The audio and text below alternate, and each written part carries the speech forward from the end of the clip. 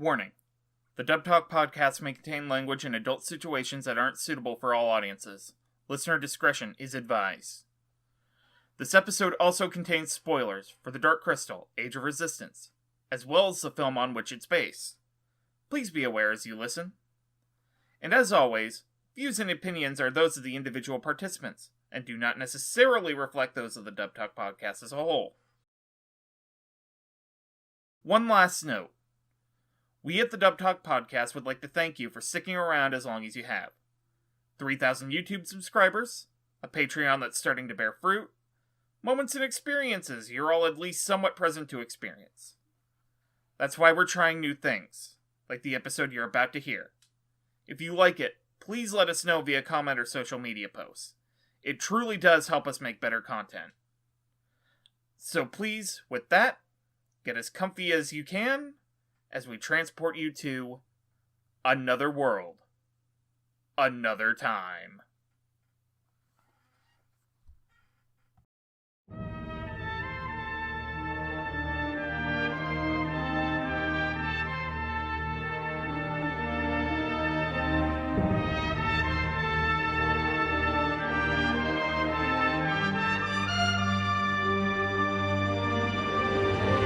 Hello and welcome to Dub Talk, a show where a bunch of nerds get together and discuss the latest and greatest in anime dubs and English voiceover.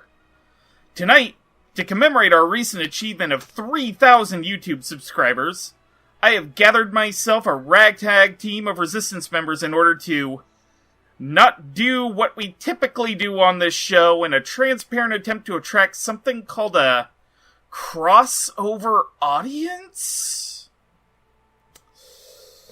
I don't know. But here's a shocker, loyal listeners. We're not covering an anime dub today. Wait, we're not? What's an anime? In fact, this is only a dub on a handful of technicalities. Technicalities? I love technicalities. Tonight,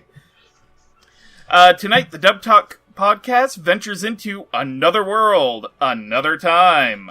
To the vast expanse of voiceover with our review of The Dark Crystal, Age of Resistance.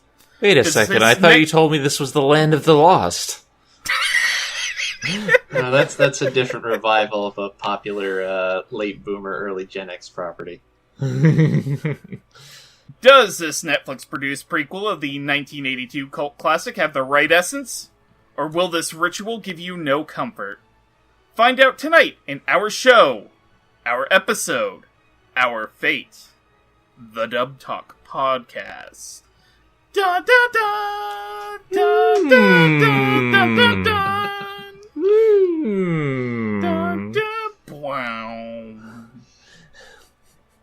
I am your host this evening, Skeksis, the Pugmaster. And joining me tonight are Skekamon, the Dusty Song Collector. Hello. And Urzen, the Gamer. Hello, everybody. I may or may not be dead right now. It all depends on what my body is telling me. So, obviously, from what I just described, this is a little something new we're giving a try. Obviously, there is a lot of crossover appeal in anime-adjacent properties, and I asked, hey, this is a thing coming up. Is it okay if I did an episode so that we could, try out some new things? But, so here is a plot description, courtesy of IMDb. Return to the world of Thra, where 3 Gelfling discover the horrifying secret behind the Skeksis' power, and set out to ignite the fires of rebellion and save the world. Which honestly doesn't amount to much, but basically, the Dark Crystal in a nutshell is, you have this world called Thra, orbiting 3 suns. And you have this race of super intelligent beings called the Skek, who convince the guardian of the world of Thra to basically let them use and experiment on the power source of this world. In exchange, they will give Agra the ability to venture out into the stars and the cosmos and the universe and see everything that there is to see. So she goes out on a journey, and the Urskek kind of mess things up a bit. In fact, things go so horribly wrong with their experimentations on the Dark Crystal. I'm sorry, it's not the Dark Crystal yet, it's the Crystal of Truth. Keep with me here. I know, this is long. The basic idea is that this is Final Fantasy, and they drain the crystal, and everything's dying. There we go. So everything on the world is dying, and by effect, the Urskek, who have fractured themselves into two separate beings, the Skeksis and the Mystics, by extension are also dying. But they figure out a secret to cheat death. You see, the world of Thra has a group of people called the Gelfling. And the Gelfling are so spiritually connected to the planet that if you, take just a little itty bit of their essence and drink it, you can extend your lifespan. So that's exactly what the Skeksis do, and that brings us up to the beginning of the Dark Crystal Age of Resistance. Now, I know the nature of the show is basically to name off the ADR crew and, go over the basics of direction and script writing. It's a little complicated this time around. Because, in all honesty, we are really... I mean, it is a dub, but it also isn't. In that, the actors are reading off the same script that the puppeteers are getting. Which, by the way, that's also the big thing. This is also technically animation because it's puppets. It is a very different form of animation. I mean, it's not like, super animation. It's not Thunderbirds or Go. This is traditional puppets. Right. Still things that aren't supposed to move that are moving. So, close enough. Think Jim Henson, only more Lord of the Rings.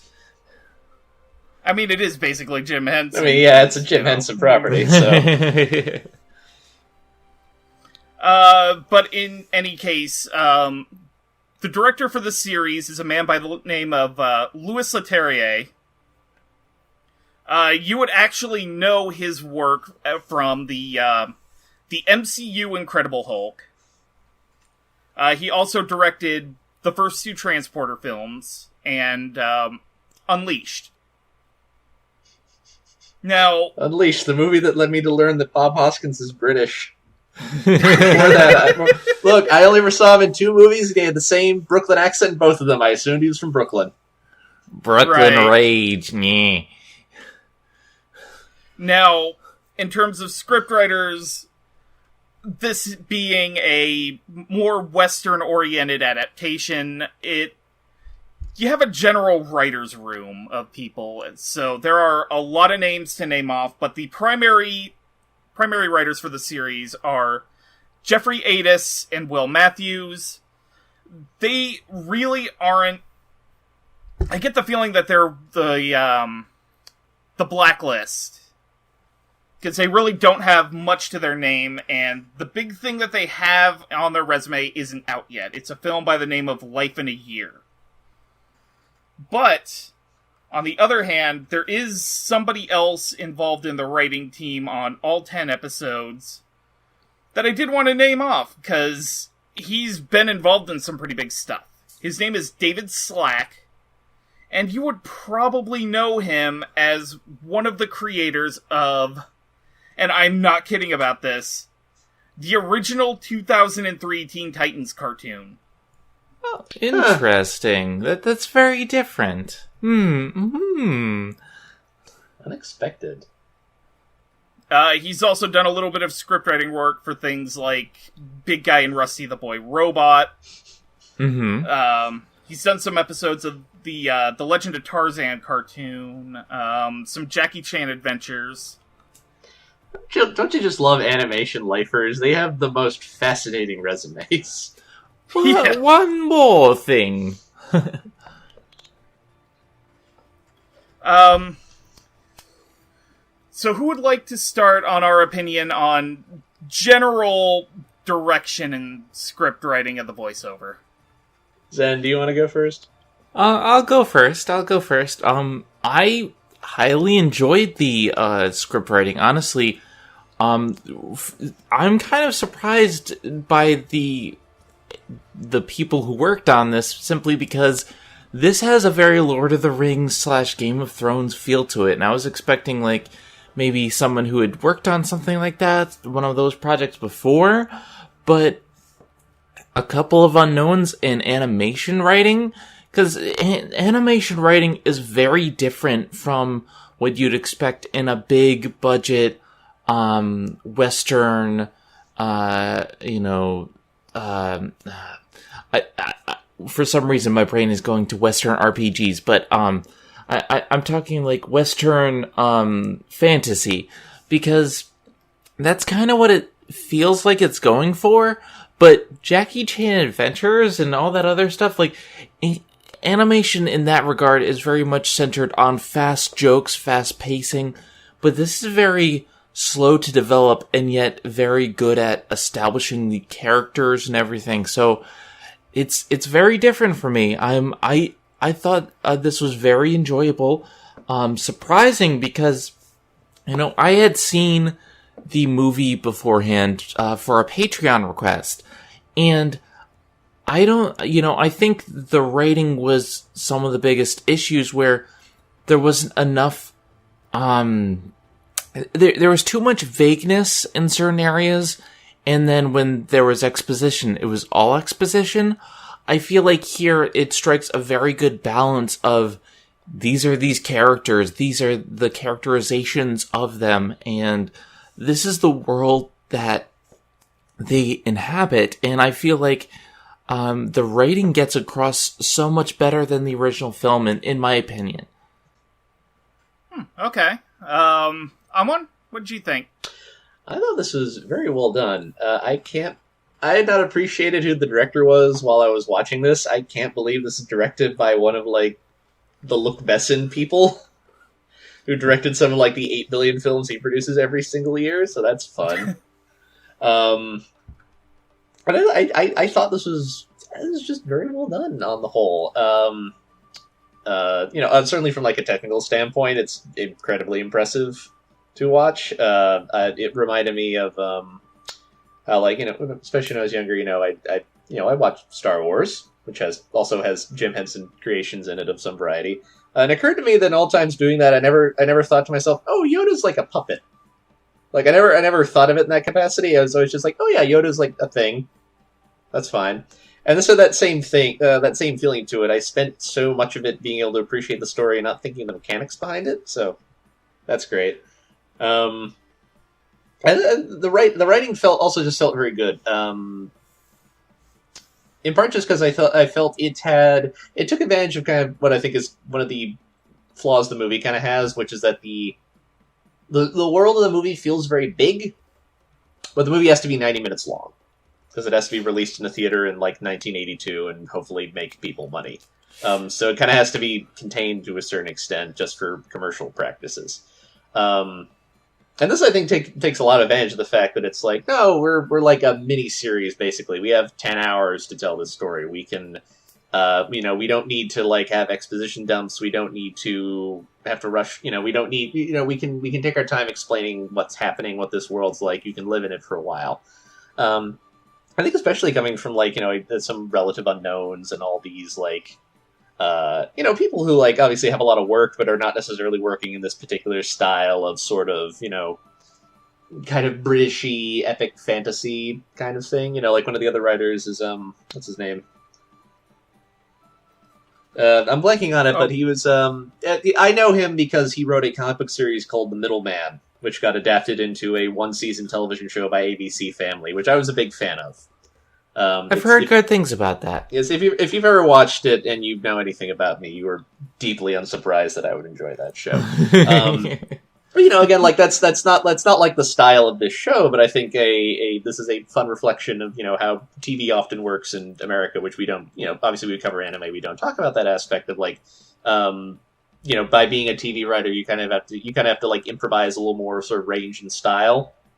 Just because, like, who knows what you're going to be working on? You could be working on this epic puppet show that itself is technically a prequel, but I also think it avoids the biggest problem I usually have a lot of prequels, which is you get bad prequels. They kind of feel like an inevitable march towards whatever the end goal is, and it's all very predictable.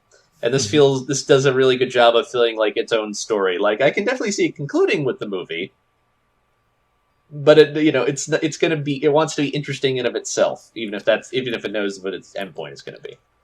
It's also very good at poking fun at the original film. I noticed several points where they made jokes about like certain things, like the wings reference in the first episode. Oh yeah. And it's like it's clear that these writers loved the source material and knew the source material when making this.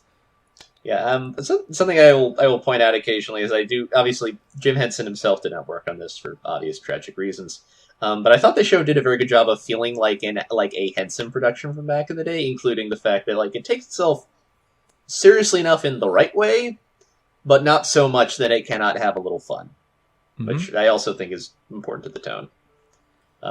This is a really fun experience. I thought this was absolutely great. Okay. So in terms of just the sheer technicality of the project, obviously this is a lot different from what we usually cover. Like, a lot. Are you sure this isn't an anime? I mean, they have some really weird creatures, and there's some magic, and like, I'll tell you though, this definitely feels like a $150-ish million anime, more or less. Like, just it's kind of in a hard to describe kind of way that it feels written in a similar manner to something like Avatar: The Last Airbender, or, not quite Japanese-oriented, not, Japanese writers and directors and whatnot, like, but it definitely had that feeling of they took elements from the storytelling techniques of Japan, and probably a little bit of mainland China and Taiwan and whatnot, and kind of blended together with Western fantasy tropes and whatnot, and it ended up coming out a really beautiful product. And in terms of the dialogue of the show, it is really snappy, bantery. I love it when the Skeksis talk to one another. Like, it just gets the fact across that they are just these conniving creatures who are willing to stab each other in the back, but are also, at the same time, afraid to die and acknowledge that they can die. They are just delightfully terrible. They're just the worst. I love that they have like individual personalities now.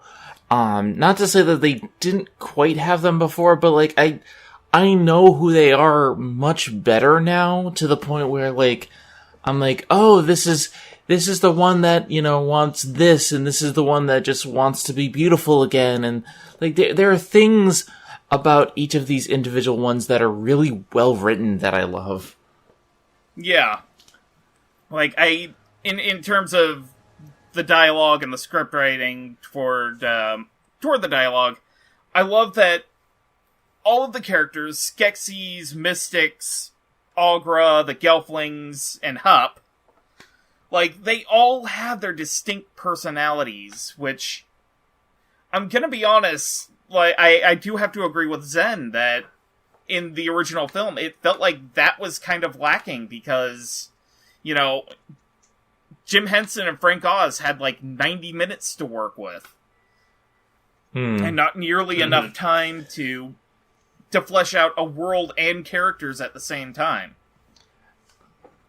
This is a fun point of contrast, because the Dark Crystal, obviously the Dark Crystal is part of sort of that wave of fantasy movies you got throughout the 80s.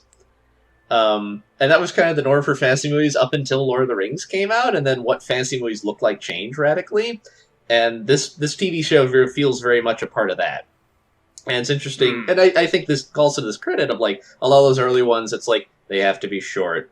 What kind of backstory world building they can do tends to be very, very limited. And so Lord of the Rings comes out, and it's like, yeah, no, we can do this. We can do the whole thing. That's fine.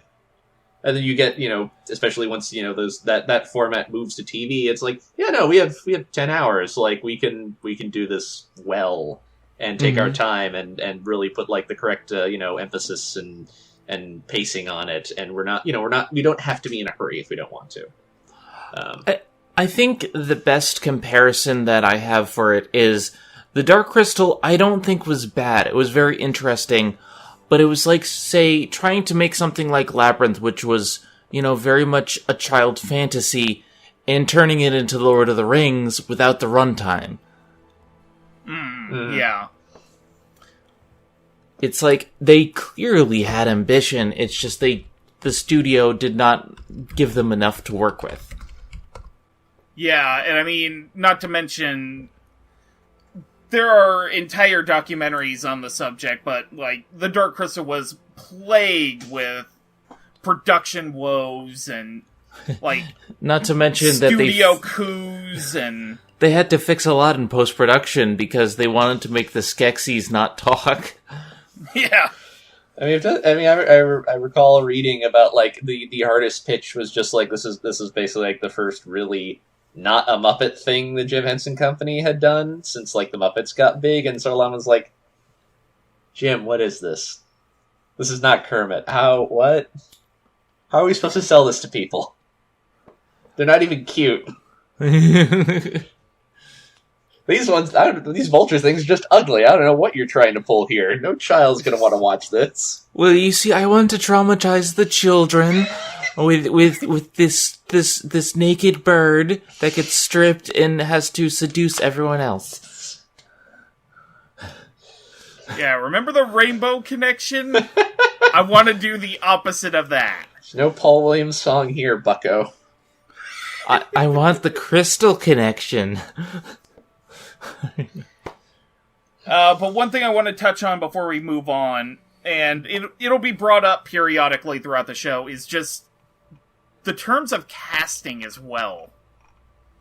Because this, obviously this is a Netflix production, so the Jim Henson Company was able to bring in a bunch of, bring in, like, bigger name actors to come in and play the various characters that populate the world of Thra. One thing I do particularly like, and this was a thing that I brought up in the Summer at the Movies episode for Mary and the Witch's Flower, bringing celebrities in to do ADR is a very interesting experiment. Because you can tell, just from the way that they emote and perform, which ones are used to being in a recording booth to do their own ADR and which ones aren't. And obviously, over the course of this episode, we'll be talking about many, many examples of this, but I do like that, in a general sense, it sounded like everybody involved knew what they were doing, which, honestly, even with the Studio Ghibli dubs that come out every once in a while, that's not always the case. So I just wanted to lightly touch on that, and, like, there are a lot of great performances, and ones that we're not even going to be discussing today over, time constraints for this episode, so... But I'll get a little more into that in final thoughts. So we should move on to our first batch of characters. our first group of characters will be the only two complete pairs of Skeksis and Mystics that we see through the course of the show. There are also sort of brand new characters introduced into the canon, though, from what I understand, they were also introduced in earlier attempts to expand the universe of the Dark Crystal beyond the movie, in graphic novels and books and whatnot. We have Skek Maul, who is referred to the other Skeksis with the title of the Hunter. He dwells outside of the castle of the Skeksis and just basically hunts things for sport. He worships the idea of death and is one of the few Skeksis who is actually shown absolutely willing to kill one of his own in the beginning of the series. And we also have Urva, his counterpart, the archer, who shows up in the beginning of the series to lead Agra on the path that she needs to go on to discover what is going on with the world of Thra, and why it's all of a sudden dying. And our other pair is Skek Gra, who was formerly known by the Skeksis under the title The Conqueror, but had a change of heart when he discovered what the actions of the Skeksis were doing to the world, and he decided to meet up with his mystic counterpart and figure out a way to counteract what the Skeksis were doing. So he was given a new title of the Heretic. And his mystic counterpart is Ergo the Wanderer, who doesn't dwell in the Valley of the Mystics anymore, which is where the Mystic people have decided to settle. And that's where you see them in the beginning of the movie. The two of them are basically the ones who set out to introduce our hero Gelfling to what they will need to do in order to end Skeksis' power. So Skek Maul is played by Ralph Ineson, and is performed by a combination of Kevin Clash and Nick Kellington. You would know Ralph Ineson from such projects as the HBO docuseries Chernobyl. He was also in The Witch, the Harry Potter franchise, and From Hell. Urva the Archer is played by Olafur Darri Olafsson. You would have seen him in such projects as the BFG, the How to Train Your Dragon franchise, Nos4A2, the new AMC series, and the Netflix animated series Hilda. Skek Gra, the Heretic, is played by Andy Samberg. And was performed by Damien Farrell, and with a little segment in their episode from YouTube puppeteer Barnaby Dixon. You would know Andy Samberg from such things as his musical project, The Lonely Island. It's my dick in a box. Brooklyn Nine-Nine.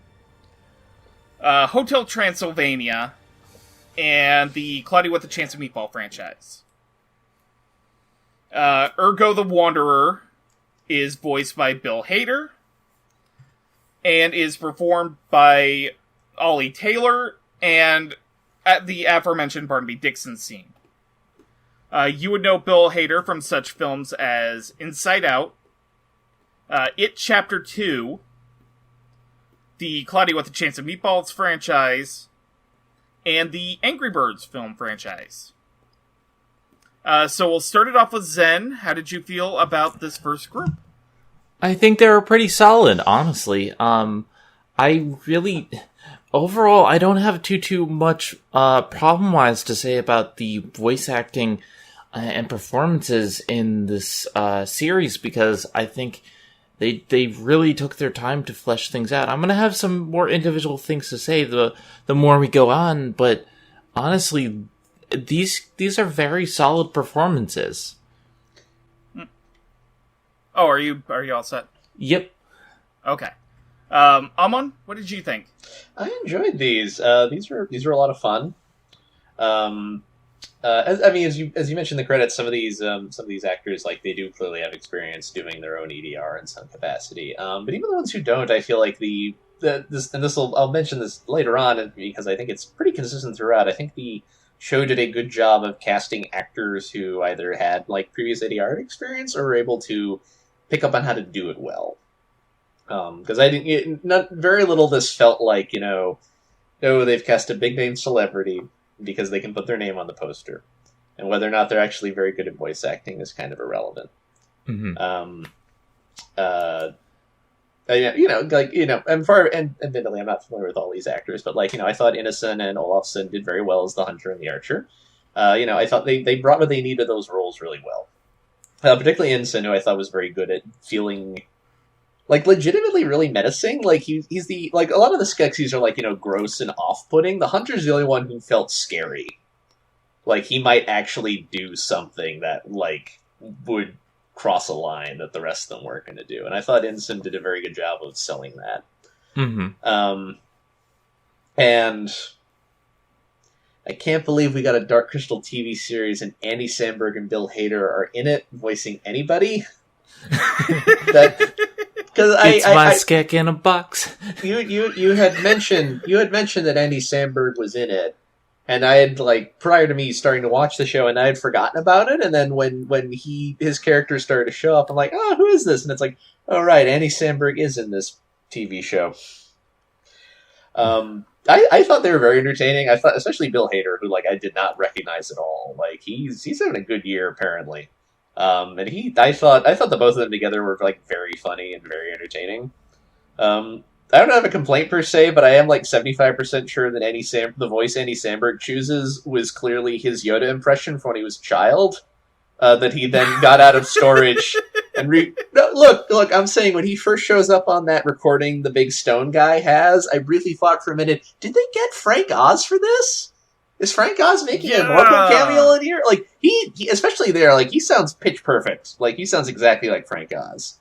I thought they did a very good job of clearly playing off each other and feeling these are definitely two people who found each other and have been here for.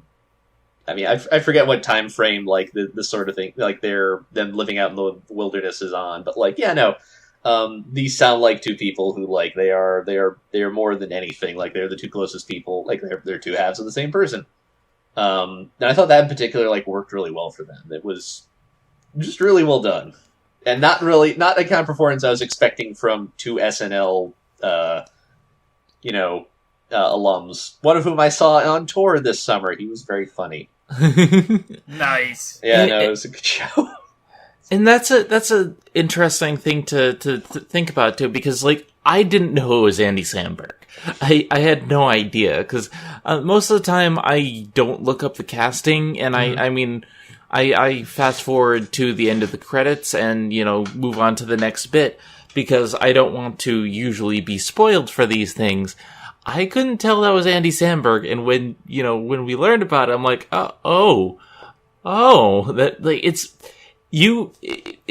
let's just put it this way. You would know if it was, say, God, what's his name? The guy who plays Joe on, who plays Krunk in Emperor's New Groove. Oh, Patrick Warburton. Yeah, you would know Patrick Warburton. But the fact that you get a celebrity like, say, Andy Samberg, and he does such a good job, but you don't know it, it's interesting. It's very well done. So I had liked the air of menace that Ralph Ineson had given Skekmal from basically his first appearance, but it was the big fight in the 4th episode between him, Rion, and his father that was just one of those holy shit moments of the show. Because I literally watched it transition seamlessly from man in a suit to CG back to man in a suit, and I'm just like, God damn, this is some Thunderbolt fantasy shit right here. Like, that literally came out of my mouth, and that was how I pitched this show to my father. Because, okay, on a little bit of a tangent, I do need to tell a little bit of a story. I had gotten my father into Thunderbolt Fantasy by having just thrown it on Crunchyroll one day, and he's not the kind of guy who would typically watch anime, but it drew him in because it reminded him so much of Thunderbirds. And rest is history. I actually got him to watch something remotely anime-esque. Anyway. So, I really love the... Just, like Amon said, he was the one Skeksis that you actually felt was capable of pulling off some... was capable of actually pulling something off. In terms of, like, the actual threat level he presented. And, Olafur Dari Olafsson as Orva, you don't really get to see much of him, and unfortunately, there are unfortunate reasons of the show for that, but I do like the one scene where he gets at the sanctuary tree with Agra, where he's trying to lead her to the path that she's supposed to take to rediscover the Song of Thra so that she can communicate with the planet again. And he's just issuing out these proverbs. And like, the one part of that I really love is when he shoots the arrow straight up. And it lands on the ground, and to show her that the answer was the planet itself. And just, the two of their interactions were pitch perfect. Now, time to get to Andy Samberg and Bill Hader. Like, they give off the perfect air of, like... Oh, how would I describe this? Old married couple? They give off the air of an old gay couple who moved to Bakersfield to grow pot. Welcome to the Odd Couple in space. Like, they open up a bed and breakfast in, like, Bakersfield, California, out in the desert, and they're just, like, growing hydroponic pot. Like, that, it was absolutely perfect. They bicker like an old married couple. I love that Andy Samberg is, like, the really fast talker, and Bill Hader is sort of the very slow, like the sloth from Zootopia. And, you know, Heretic is getting annoyed at him and trying to finish his sentences. Like, Andy Samberg and Bill Hader just... They definitely give off the air that they get along so well. And a funny little anecdote I told in the Dark Crystal group was, the two of them are actually responsible for the quote-unquote voice of BB-8. Because they were in the middle of I guess, from what I understand of the story, they were either on the phone or out to lunch with J.J. Abrams, and they were messing around with a phone app that was giving off beeping noises that just ended up giving J.J. Abrams what he needed for the voice of BB-8, so the two of them ended up in the credits of the movie. Astonishing. What a fucking reality we live in. What the hell? But yeah, the two of them are pitch perfect, and should a season 2 come of Age of Resistance, I would love to see more of them. Speaking of the Resistance, we have a few members of the Gelfling Resistance against the Skeksis. First of all, we have Madra Mayrin, who is known to the Skeksis people as the All Madra. She is the queen of all 7 clans. Designated as such, she is the mother of one of the 3 protagonists, Brea. And she ends up dying halfway through the series. That spurns on the aforementioned Resistance. Because she's murdered by a Skeksis. We have another one of her daughters, Celadon, who succeeds her, and is at first...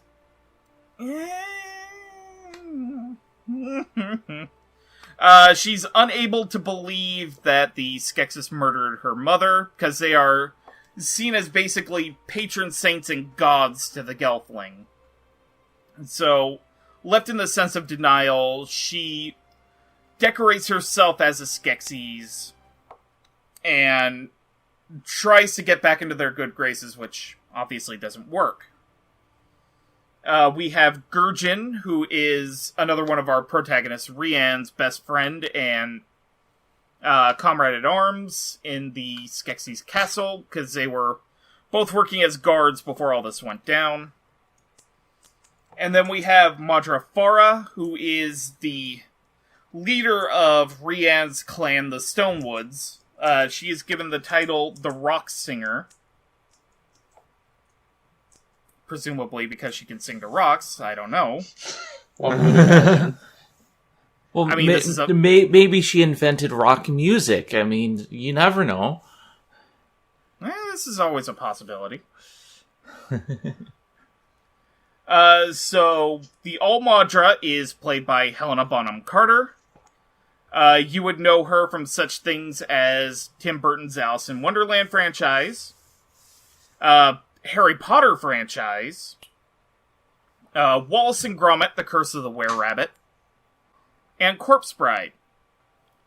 And many other things, because Helena Bonham Carter is she's Tim Burton's go-to. Right. Aren't they married? She's in, like... I want to say they're at minimum common law. Sounds right. Yeah, all I know is that, like, she was, she's in a lot of good projects. She's not always good in them. Cough, cough, flame is cough, but, Sorry, they were married. Okay. Celadon is played by Gugu Mbatara. You would know her from such projects as The Cloverfield Paradox, A Wrinkle in Time, the 2017 remake of Beauty and the Beast, and I want to say she was in Doctor Who, but I'm not sure if it was during the Eccleston years or the David Tennant. I think it was like 2005-ish that her episodes were. Anyway. I think that would have been Tenet, but don't quote me. Okay. Gurjin is played by Harris Dickinson. He mainly does a bunch of British television, so he may not be entirely recognized here at this time. But you may know him from projects coming up soon, such as The Kingsman and Maleficent, Mistress of Evil. Yeah.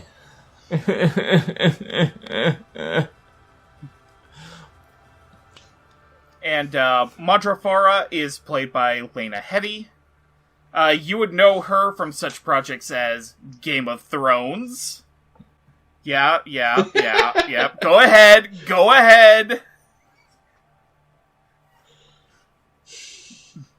She was also in Trollhunters, Tales of Arcadia. Surprisingly, she was the voice of the conductor in Infinity Train. And, she also made a couple appearances in Uncle Grandpa.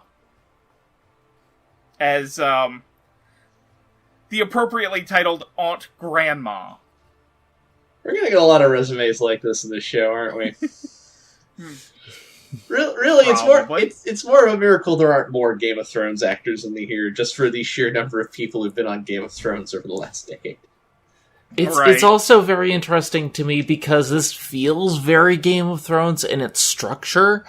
I mean, the way, and not necessarily there's a bunch of kingdoms and blah, blah, blah, but more of the way they tie everything in together. The disparate storylines, and then we have montage at the end type of thing. Mm-hmm. Oh, and because I forgot to mention it before, the All Madra was performed by Louise Gold, Celadon by Helena Smee, Gurjin by Dave Chapman, and Madrafara by Alice Dinian. Take it away, Zen. So I want to actually start with Gurjin first, because I really like this performance. This character was someone who I thought would be kind of superfluous in earlier episodes, but honestly, I really love the performance that he gives. Very much a deep performance, but also very lighthearted. Someone that you expect to be more serious, but really wasn't. Let's see. As for the Almadra, I do like this performance as well. Definitely carries herself like her stature, but at the same time, you could say that she's not the most likable person in the world, but she does what she has to. Celadon, yeah, definitely the bitch of the group. I can definitely get that. And the rock singer, I didn't really get too much from this character, but I think it was a solid performance. Okay. Amon? These are good performances. I kind of just then saying Gurjin feels like a character who, would show up in the first few episodes and play a part there, and then kind of fade into the background a little bit and be kind of, he's like a dude when things aren't super high stakes yet, and he kind of just becomes one of the crowd as time goes on. But he stuck around. I liked what Dickinson was doing with him. I feel like the Gelfling in particular, I feel like visually they, less so with Gurjin and Madrafara because of their design, but the Gelfling I think kind of read very much like Tolkien elves. Yes. And I feel like the kind of the lazy route would kind of be to lean into that, the way elves are done in that style, where they tend to be very, they're ethereal and they're very inhuman in a certain way. They seem very standoffish. And I think a good thing I think the show did is even Marjamera and the All Madra has a little bit of that, but it's always very much like, oh, that's not a front, but that's kind of a face she puts on because she knows she's in charge and she has to make the hard decisions. And there's something like they never get away from being like, no, these are, they're not literally humans, but they're people. There is a humanity to them. They have hopes and dreams, and things stress them out, and they have to make hard choices that they don't want to make sometimes. And I think Gurjin feels like a good example of that. Like, there's something very grounded about him. He has the air of like someone you would actually know, someone who would be your friend, even if you're one of the main characters. Mm-hmm. And someone who will, go along with you, and then just decide, hey, I'm just gonna stay here because I don't want to be part of this plan.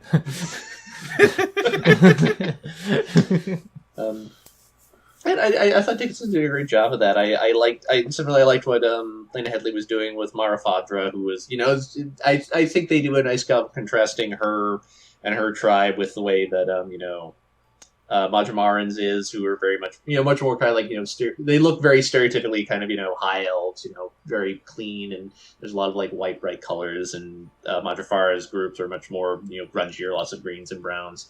And I thought she sold that aspect of it as well. She felt somebody who's a lot more rough and tumble, but you still bought as like, no, you're the queen, you're the matriarch of this society. There's a nobility, there's like a royalty nobility in there, even with that.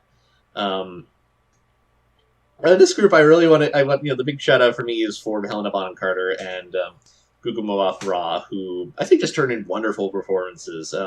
Carter, I think, really sells the there's a stateliness to this character, but there's also just this someone who clearly knows the weight that is upon their shoulders and takes it very seriously, and is very much aware of there's this bigger power struggle going on that I need to be aware of all the time. I can't just flake off, and not everything is going to go great, but I got to make the hard choice. We have a game of Thra, if you will. You're not wrong. That's good. That's good. And especially I think her interactions with the actresses who play her daughters, I think, is exceptionally well done. It feels very, it is befitting of it's a performance befitting of an actress of Helena Bonham Carter's stature in the first place. This is clearly this is good shit. Mothra, really good at playing a character who's just really unpleasant a lot of the time. Soledad gets a little better at the end, but she is so much bought into the Kool-Aid that the Skeksis have sold to the Gelfling. And she's so good at hitting that, and just sort of her her casual jealousy towards her sisters, who she's so frustrated with, because it's you also have this. Why do you not care? Why do you not care about this thing that's so important to me? What is wrong with you? She's not a terribly pleasant person for a lot of the show, but I think Mothra just does a wonderful job of hitting that.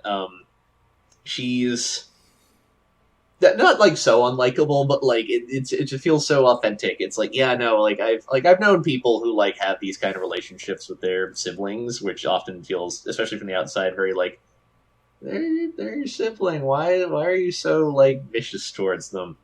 And she just puts that out there really well. These are all very good performances. I was very happy with all of them. Okay. So yeah, I think I'll start with Gurjin as well. To be honest, in the beginning of the series, I thought he was gonna be sort of a fair weather friend to Rianne. Oh, he very much reads like the guy who's going to stab Rianne in the back in 2 episodes. Or but die, one of the two. That was the other thing. He had numerous death flags at the beginning of the show, just hanging out there, and I'm glad he stuck it out to the end.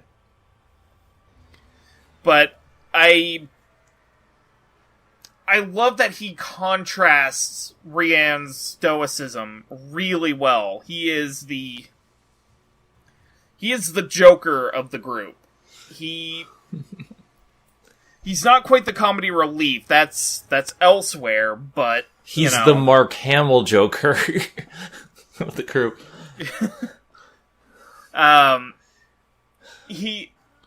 He just has a lot of light, witty, bantery conversations with everyone that just... it feels like a really good, refreshing... It feels really refreshing after things get kind of heavy for Gurjin to just let off a one-liner and just clear the air. And, Helena Bonham Carter as the Almadra... I was really taken aback by the performance, and, especially right at the point where she's starting to realize everything that's going on, and she's trying to rally her troops to resist the Skeksis, and then she has a conversation with Hup, where he's trying to get into the big Gelfling knight garrison. But he is of a different species, so it doesn't seem plausible. But she turns to him, and she's just like, yeah, you could be a paladin too. Raise your spoon up high, and be proud. What's a paladin? I think it's like a knight or something. You go to church a lot, I think? I don't get it. But it's just... We'll have more to talk about with Hup later, but... she just got the sense that she knows how to inspire the people around her. which is about the opposite of what I could say about Celadon. But that's not to say Gugu Mbatara's performance wasn't any good, because it's probably one of the strongest of the show, just by sheer presence. She has to convey the fact that she is basically bought hook, line, and sinker on the Skeksis propaganda. She tries to manipulate her fellow Gelfling into, more or less, even after she figures out why the Skeksis are asking for Gelfling to be gathered up, she is still with that up until the point where she is shown that not even the sacrifice of a few for the many is gonna work. And she's just dragged down to her lowest point before she decides, yeah, you know what? I'm gonna fight back. And I really think Gugu Mbatara really got the duality of the character down. Because she has to not only be this sort of brainwashed noble, but also an inspirational leader after she loses her mother and one of her, and the more chivalrous sister. She has to step up and be a leader. And I think that was conveyed really well. Mm-hmm. And also, just, they got Lena Headey in here. And she is a bit of she's a cold warrior. And I really like that, especially in contrast to the character she played in Game of Thrones, who was a bit more of the conniving politician type. But I love that she actually got to play a character in one of these high fantasy big name series as like a noble, like an actual noble person, and I gotta hand it to her. So, all in all, really great, solid performances all around. But speaking of solid, shall we say rock solid? Shall we say crystal solid? I don't know. I was trying to go for a segue there, and I kind of beefed it. It's alright, we get the idea. But we are now getting into our big main Skeksis. We won't be covering all of them tonight, just 6. Starting with Skeklak the Collector. He is basically this big, intimidating Skeksis that is meant to collect tributes from the Gelfling. He also has a bunch of bulbous sores on his face that like to pop open at inopportune times. He claims he was beautiful once, but, you know, who can tell? We have Skekvar the General. A very brutish, like, he is big and intimidating, and he is actually the first to draw Gelfling, like, actual Gelfling blood when he murders the Almadra. Thus, setting this entire series of events to the Resistance in motion. He's also a bit of an oaf and a doofus, and is very easily manipulated. And then we have Skekzak, the Ritual Master. Actually, the first Skeksis we're actually talking about in the course of this episode, who also appeared in the movie. He is mainly in charge of religious festivities within the Skeksis and the Gelfling. His main purpose is to basically figure out how to conduct rituals for the most benign and banal of tasks. So Skeklak the Collector is played by Awkwafina and performed by Helena Smee. Now, you would know Awkwafina from such films as Crazy Rich Asians, Ocean's 8, the Angry Bird movie 2, and you will be able to hear her in the SpongeBob movie, It's a Wonderful Sponge. If there's any Sorry, go on. I think that's coming out, next year, so... Yeah, if there's any justice, in about 6 months, you'll be seeing her accept an Oscar on stage.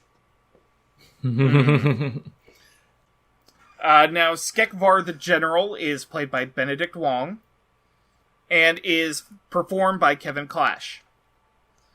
You would know him from such things as the broader Marvel Cinematic Universe, as Wong, Doctor Strange's right-hand man.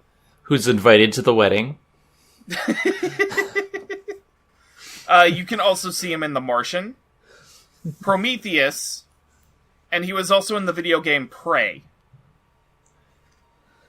And Skeksis the Ritual Master is played by Keegan-Michael Key and performed by Victor Yared. Now, you would know Keegan-Michael Key from such things as Mad TV, Key and Peele, Hotel Transylvania.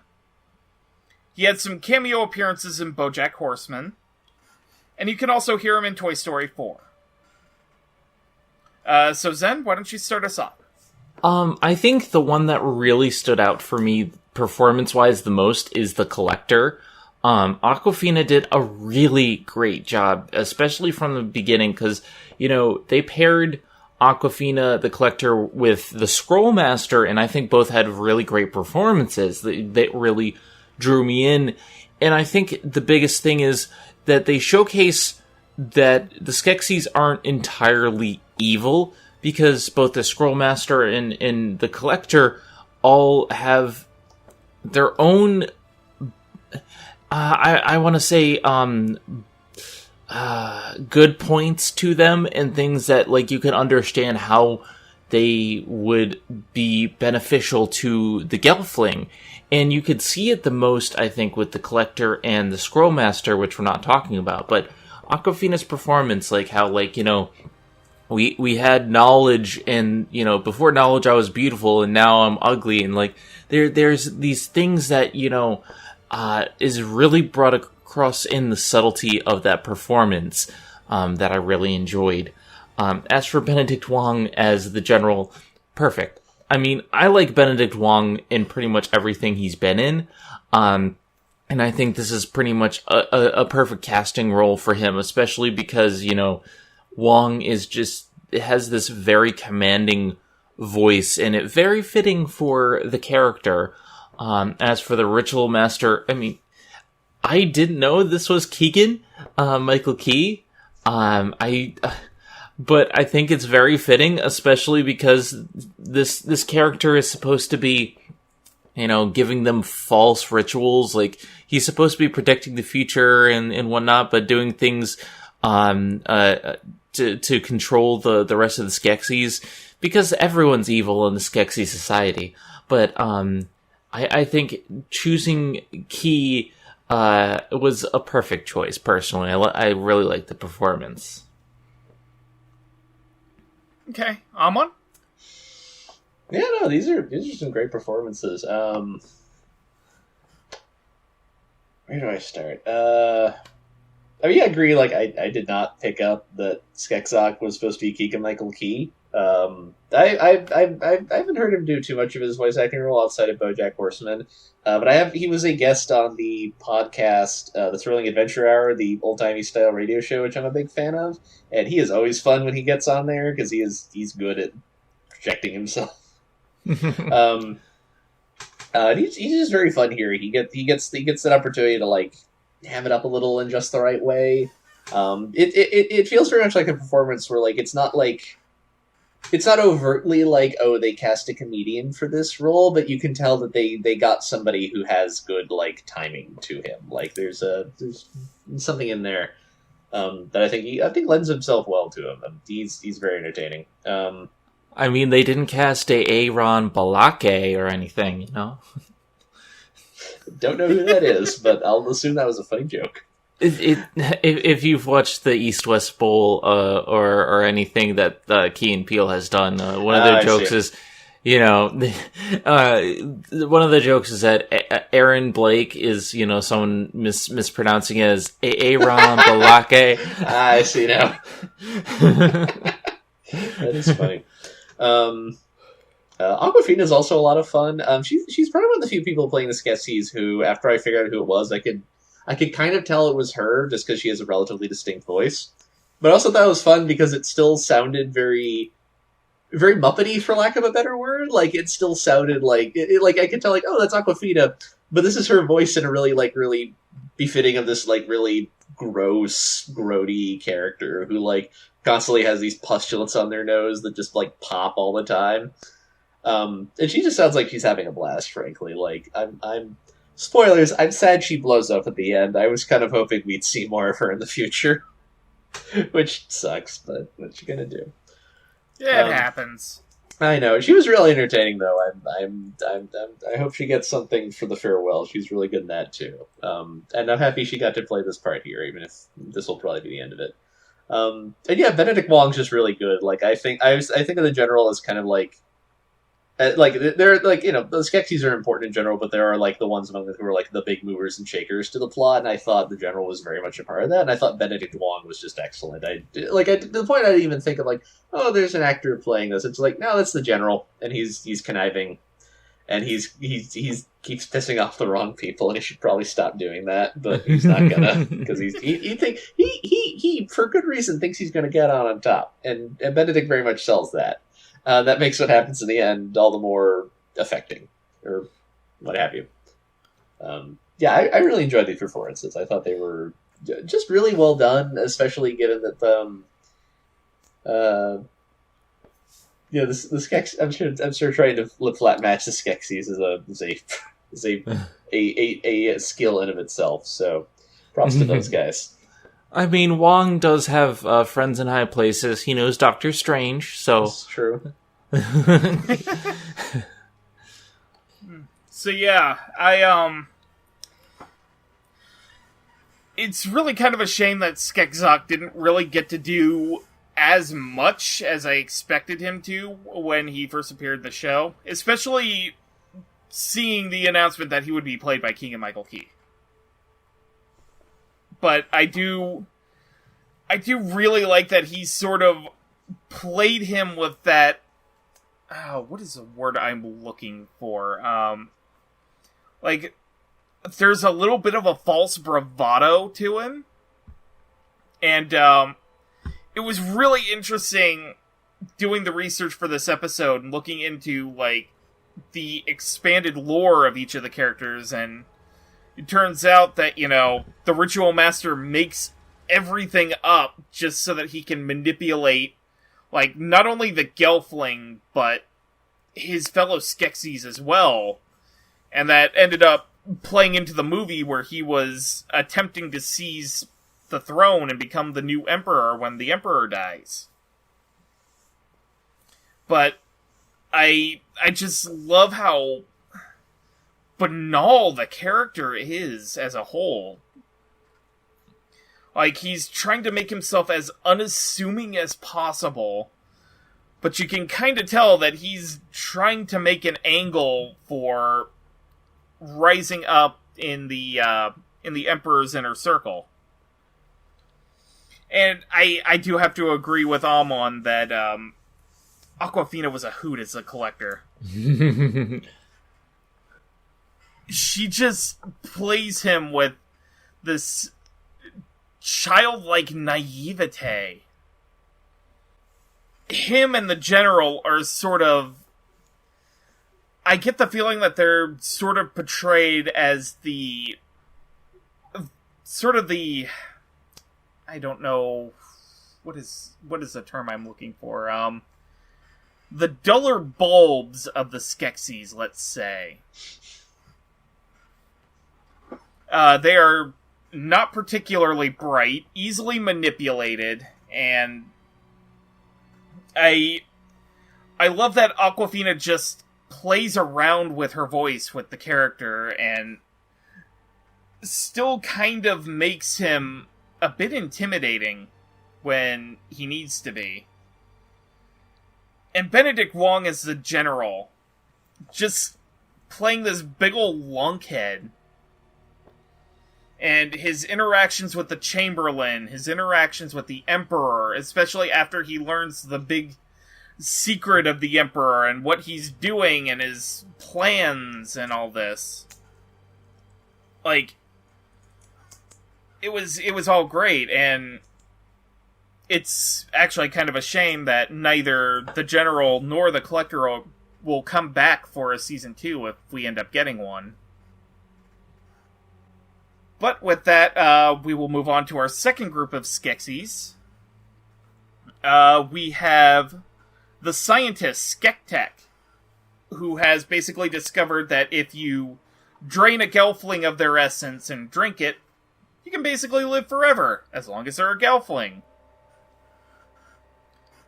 We have the absolutely deliciously conniving Chamberlain, Skeksis, who is basically going behind everybody's back and trying to play everybody, and really isn't as good at it as he thinks he is. Which plays into his character arc particularly well, especially when he succeeds. And then we have Skeksis, the Emperor, the ruler of the Skeksis, and by extension the Gelfling. His experiments with the Crystal of Truth, which has been corrupted, and sort of the corruption it causes, has led to a phenomenon known as the Darkening, where the animals of the world are going berserk, stuff is dying, all around bad times, and he's planning to harness and manipulate this as a weapon, which is in fact accelerating his death. So playing Skektek the scientist, we have Mark Hamill, and who is also being performed physically by Ollie Taylor. I can actually do something very interesting with Mark Hamill. Mm-hmm. I could tell you guys, he's Luke Skywalker in Star Wars, he's the Joker in Batman the Animated Series, but this is Dub Talk. I can actually name 4 things that he was in that came from Japan. You can find him in, I believe it was the Disney dub of Castle in the Sky. I don't think it was the Streamline. That is correct, I believe. He was in IGPX, the first Adult Swim co-production with Production IG for anime. And that's how they became buddy-buddy. He was in the Kingdom Hearts franchise. And also, a little thing that you sadly can't get anymore in the US, the original PlayStation 2 version of Yakuza, where he was Goro Majima. Yeah, Goro Majima. He was also the Trickster, the Joker, the Swamp Thing. He voiced like himself in an episode. He's like half the DC cartoon universe. It's great.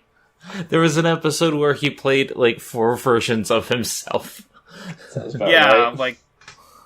It was that one Justice League cartoon they put out like right before DC started their own streaming service, right? Yeah, and there was a clip of that I saw. It's like, and he was voicing 4 different characters and tricking them. Yeah, it's great. Skeksis, the Chamberlain, was played by Simon Pegg and performed by Warwick Brownlow Pike. You would know Simon Pegg from Edgar Wright's Cornetto trilogy, The Adventures of Tintin, the remake Star Trek films, and the remake Mission Impossible films. And Skeksis the Emperor was played by Jason Isaacs and performed by Dave Chapman.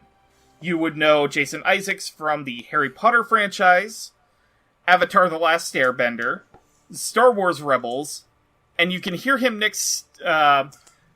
I forgot when next year, but he's Dick Dastardly in the new animated Scooby-Doo movie, Scoob. Alright, Roots, I think Jason Isaacs might be typecast. Something about this resume makes me feel that.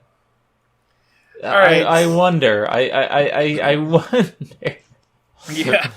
Zen, why don't you start us off with the last of our Skeksis? Well, I have to say, I love Mark Hamill in the role of the scientist. I think this is perfect casting. And this is the only voice that, from the get-go, that I kind of thought was, like, familiar. Admittedly, I was wrong. I didn't get the Mark Hamill. I forget who I thought it was at first. But I knew it was very familiar. And I'm just like, oh, what? Oh, yeah, I thought it was, God, why can't I remember? The guy who plays the Green Goblin in Spider-Man. Okay. Willem Dafoe? I thought it was Willem Dafoe for some reason. That's what I thought at first. And then, I'm like, I know it sounds familiar, but it's like, no, it's Mark Hamill. Like, oh, okay. But I think this Mark Hamill is very good at playing a character who is conniving and evil and scientific. And I mean, we've seen this before when he plays the trickster and a lot of the other DC villains. This is a character he's perfect playing, but he doesn't just play it the same way that he does other villains. He's not playing it as the Joker. He's doing very different things with it. And I love that he's able to have a range while still having a similar type of performance, if that makes sense. As for the Chamberlain, I've always liked the Chamberlain. The Chamberlain was probably my favorite character in the movie because he actually had a character.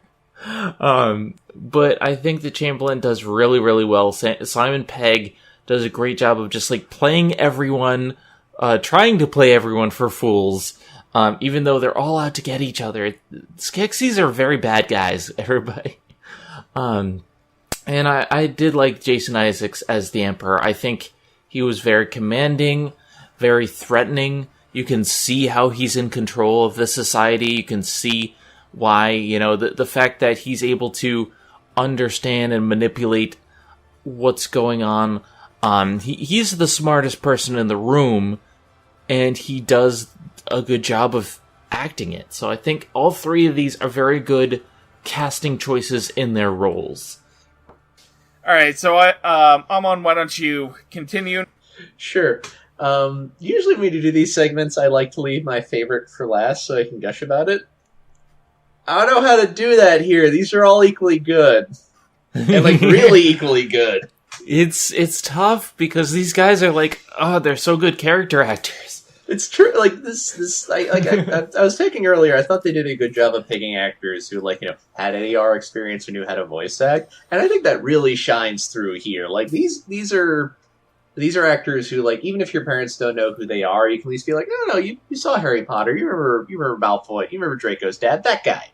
Like, they're people who, like, you can at least name a role that, like, people would recognize. They are. I mean, Mark Hamill, obviously, everyone knows who the fuck Mark Hamill is, but they don't necessarily know he does voice acting. I remember Who's Mark Hamill again? Like, I remember being in high school and learning that the Joker and Luke Skywalker were played by the same person, and I did know how to feel about that. I think it's funny because Luke becomes one of the best, evil character actor. It's the irony of Mark Hamill's career is just delightful. But let's start with Jason Isaacs. He's great. Obviously, Jason Isaacs is no stranger to playing big menacing villains. He is very good at it. That's why he keeps getting cast as them.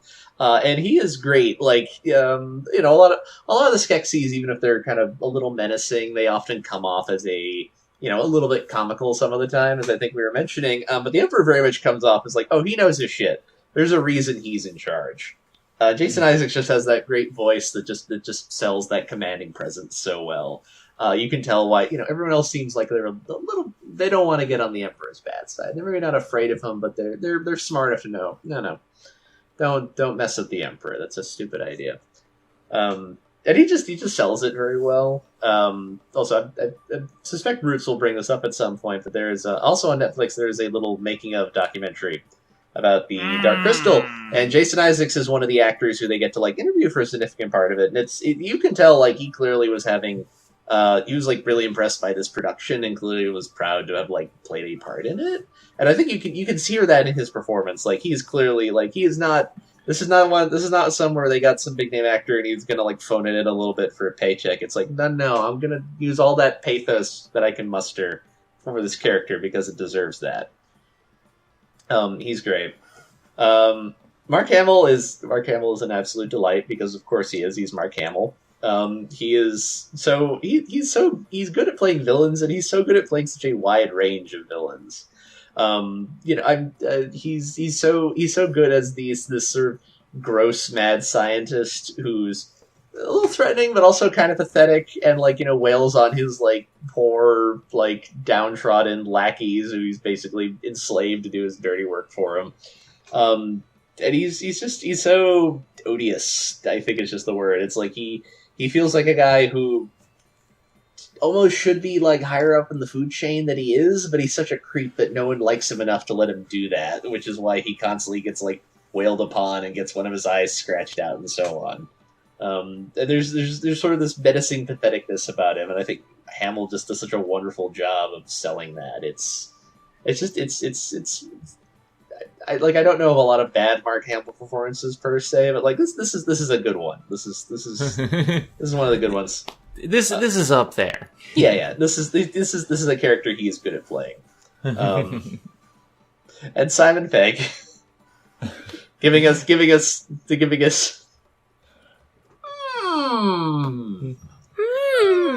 I've never heard someone be able to put so much emphasis behind a like nonverbal noise like that.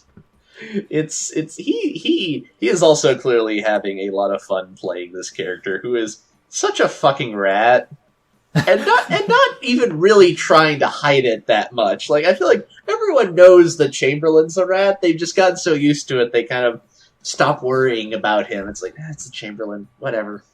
What's he gonna do? I feel like even in the movie, he's the only one you could tell he's playing everyone. Oh yeah, no, he's got a lot of he's got plots on top of plot. He's got plots for his first plots fall apart because hey. He's that kind of a guy. And Simon Pegg does a wonderful job of selling that. He's so conniving, and he finds such a wonderful voice for the character, which sounds like the appropriate level of cartoonish, but not so much that when he does succeed at what he's setting out to do, it suddenly feels like a turn. Like it's just on the right edge of comic relief that he can seem like no, he might actually get what he wants. If only because he's the only one he's the only one who cares enough to try. And that might actually be what pulls him over the top. Case in point, he lasts till the movie. Like, not every character in here can say that. Yeah. And Simon Pegg's he's just so much fun in this. It's just wonderful. I love it so much. I want this to get a second season in general because I think it's like a really great show with high quality production and so on, but to a certain extent they're also just performances I want to hear more of, and Simon Pegg is definitely up there. He's great. I think in terms of like just the series overall, I think the good thing about it being a prequel is that there's so much that they can do with it. I want to see more, but I think that they gave themselves a position where they could do more. Yeah. Mm-hmm. Absolutely. So these three performances are just absolutely chef kiss. I just love that the Jim Henson Company found three character actors that could not only pull off these three conniving little shits, but also chew the scenery, spit it back up, form it into a general handshake, give it a nice little roast at 350 degrees for about 35-40 minutes, and then just eat it all over again. like, Mark Hamill's Skeksis, like, he's very clearly sees himself as the smartest man in the room, but he can't read a room. Mm-mm. I just love in the final episode, every other one of the Skeksis had gone off to battle, and he was left behind to experiment on a bunch of creatures, see what he could do to make, like, an army of loyal soldiers. But that means he's stuck in the castle. He can't go out into battle, and he's pissed off about it. So what does he do? He sits in the Emperor's throne and berates every servant around him. And he probably has one of my favorite line deliveries at that point of Skeksis, which is just, "I am the most abused creature in all of Thra!"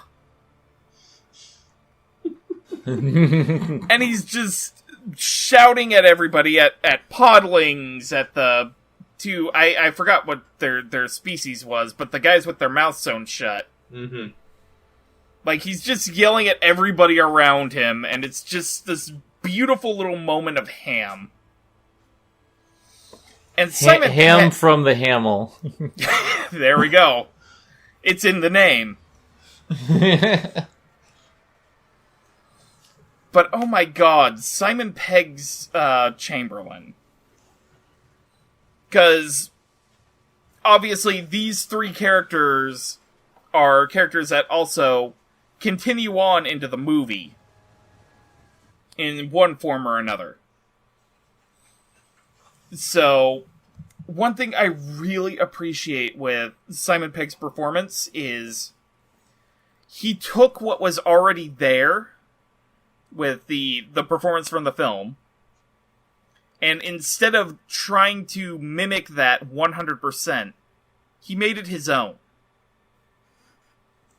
And that is, in all honesty, in my opinion, and this is the case also with the anime that we cover on Dub Talk, I tend to prefer it when if an actor is taking over a character from another actor, I don't like it when they try to do a perfect impersonation, because they're not going to be able to do it.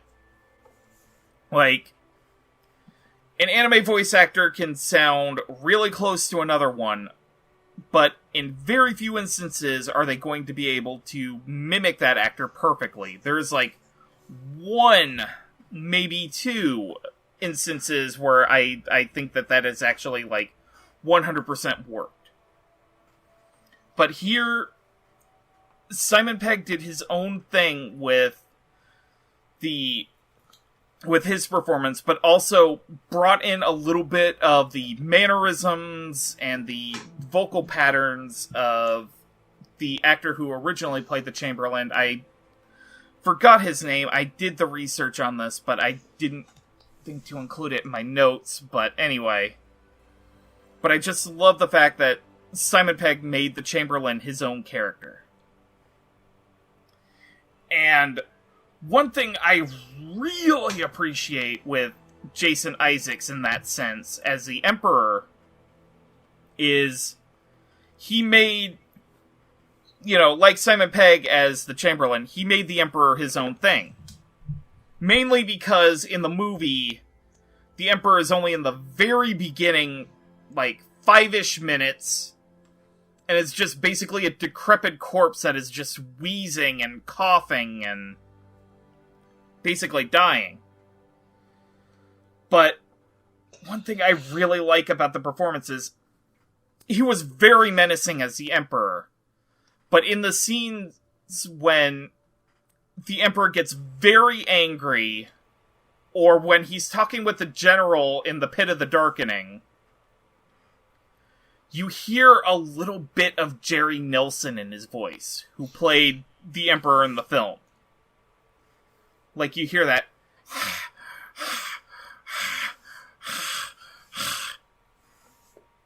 And the sort of pained, wheezing speaking that Jerry Nelson used to portray the Emperor dying. Like, I thought that was very impressive, and that is to me, the thing that really sold Jason Isaacs as the Emperor, especially when I caught on to it. So, all in all, these three are very strong performances of the show. And alongside the others, make a very strong ensemble. Mm-hmm. So next up, we have Lady Aughra, the physical embodiment of the planet of Thra and its life force. She has been wandering the cosmos for the centuries that the Skeksis have been slowly encroaching on the world and poisoning it from within. She comes back unable to speak to the planet, and has to basically relearn everything that she's learned. And then we also have Hup, who's sort of... He's a podling. He's another denizen of the world other than the Gelfling.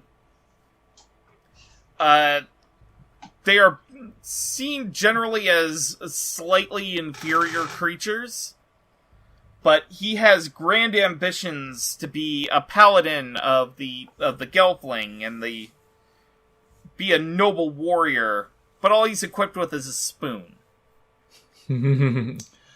But as we know from the Tick, a spoon can be good for some things. Spoon!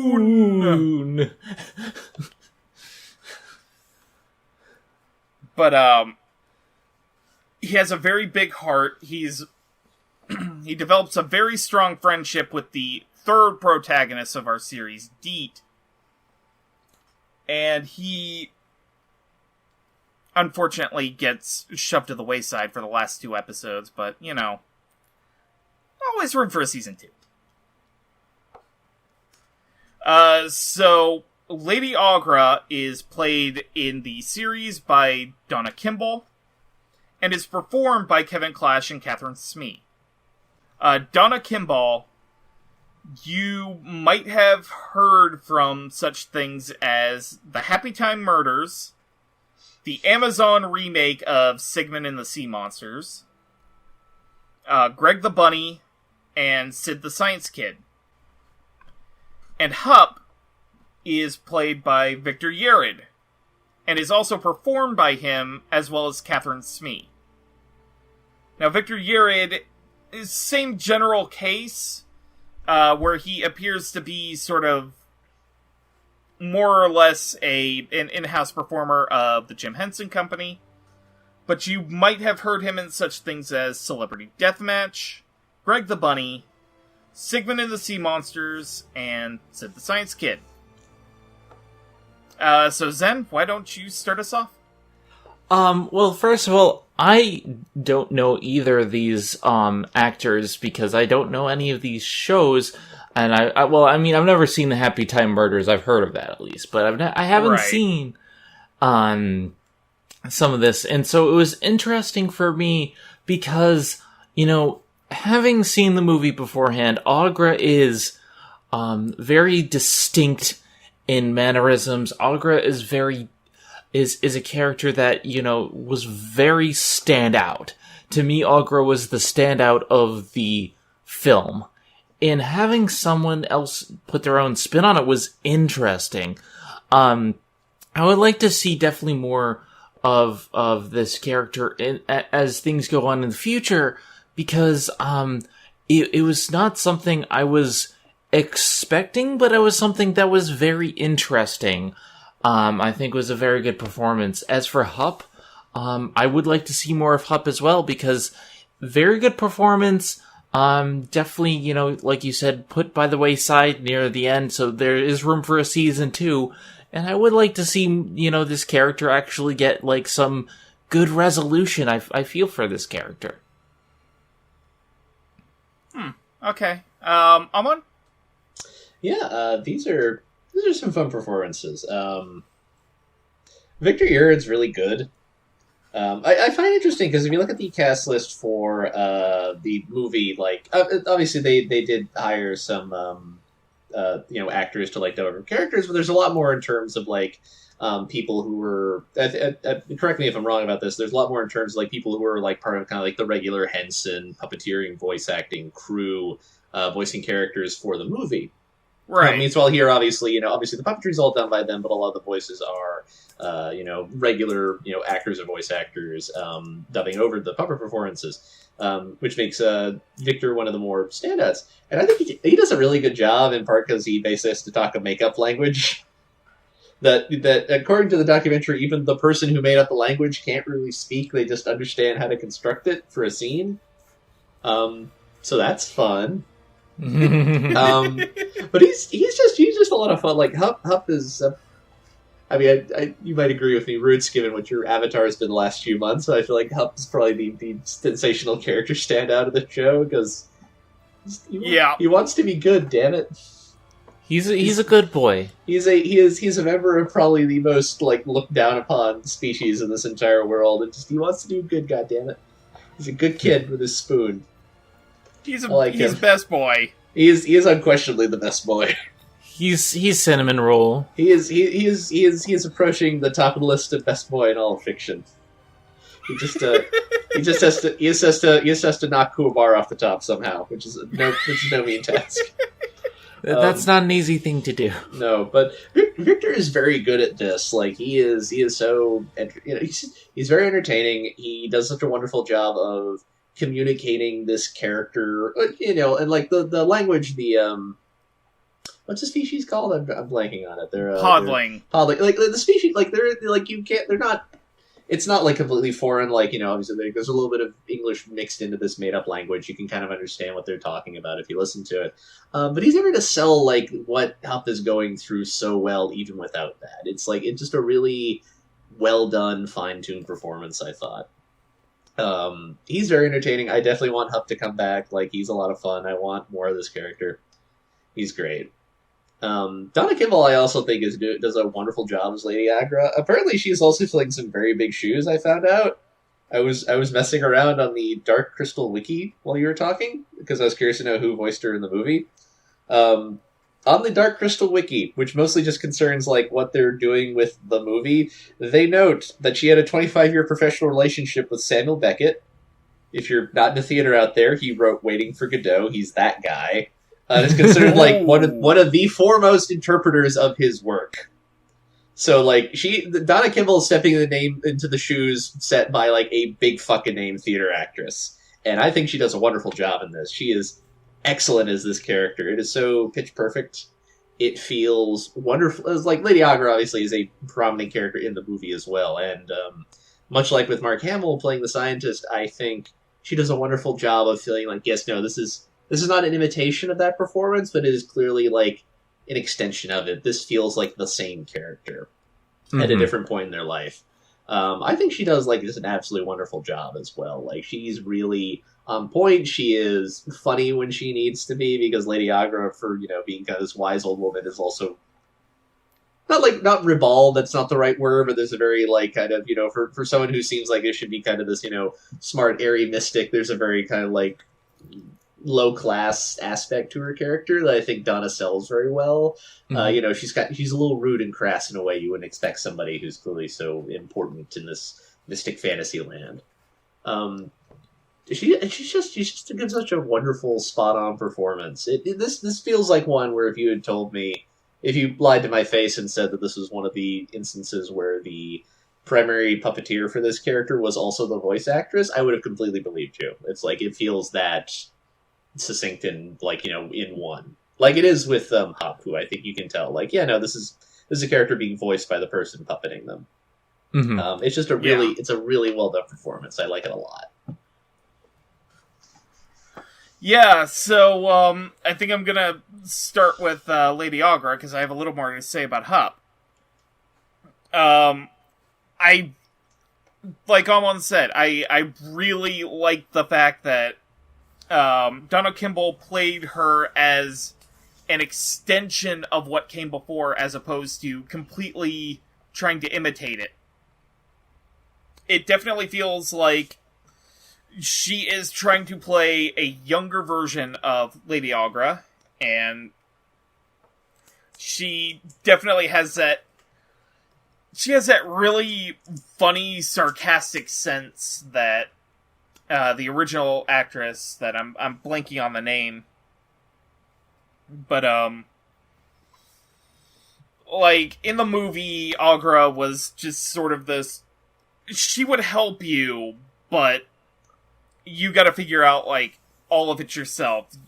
She's only going to give you the first step, and then she's going to be completely rude to you to get out of your house and go on your adventure and leave me out of this. And I really love the fact that she sort of played into that level of just like she's crass. There we go. Yeah. But she plays into the crassness of the character really well. My favorite particular scene, as I mentioned before, was her interactions with the archer, where after he fires the arrow straight up and it lands in front of her to tell her, like, hey, just try and talk to the planet again. Her retort was, you could have said that a little more succinctly with a lot less walking. And I think that encapsulated the character very well. She's trying to get back into the rhythm of things. Because she's basically been astral projecting for about a millennia. And she comes back to find, the new tenants of her planet kind of trashed the place. She doesn't necessarily want to kick them out, but she wants to, stop them from wrecking her place. New tenants are kind of assholes. They're really awful. They don't pay their rent on time. But that also brings me to Hup, who is probably my favorite performance of the show, just because, especially after seeing the Crystal Calls, and hearing Victor Yared talk about how he portrayed the character, how he was basically the one who kind of figured out the personality of Hup as he went. And, you could tell that he has lived in this character. Which is a very hard thing to do when you're basically holding the character up about 3 feet above you. But, the physical performance was great. He also, you really get the sense of his naivete and just his general desire to just be a good boy. It's wonderful, his performance. Especially, one of my favorite scenes of him is they've been crossing the desert, and they get a ride on this giant flying manta ray creature. And they finally land, and it turns out Hup gets airsick. So, it's the start of, episode 7, the main title card just popped up and disappeared. And you just see Hup by a rock throwing up. And, the characters around him are just remarking, that's a lot coming out of him for such a little podling.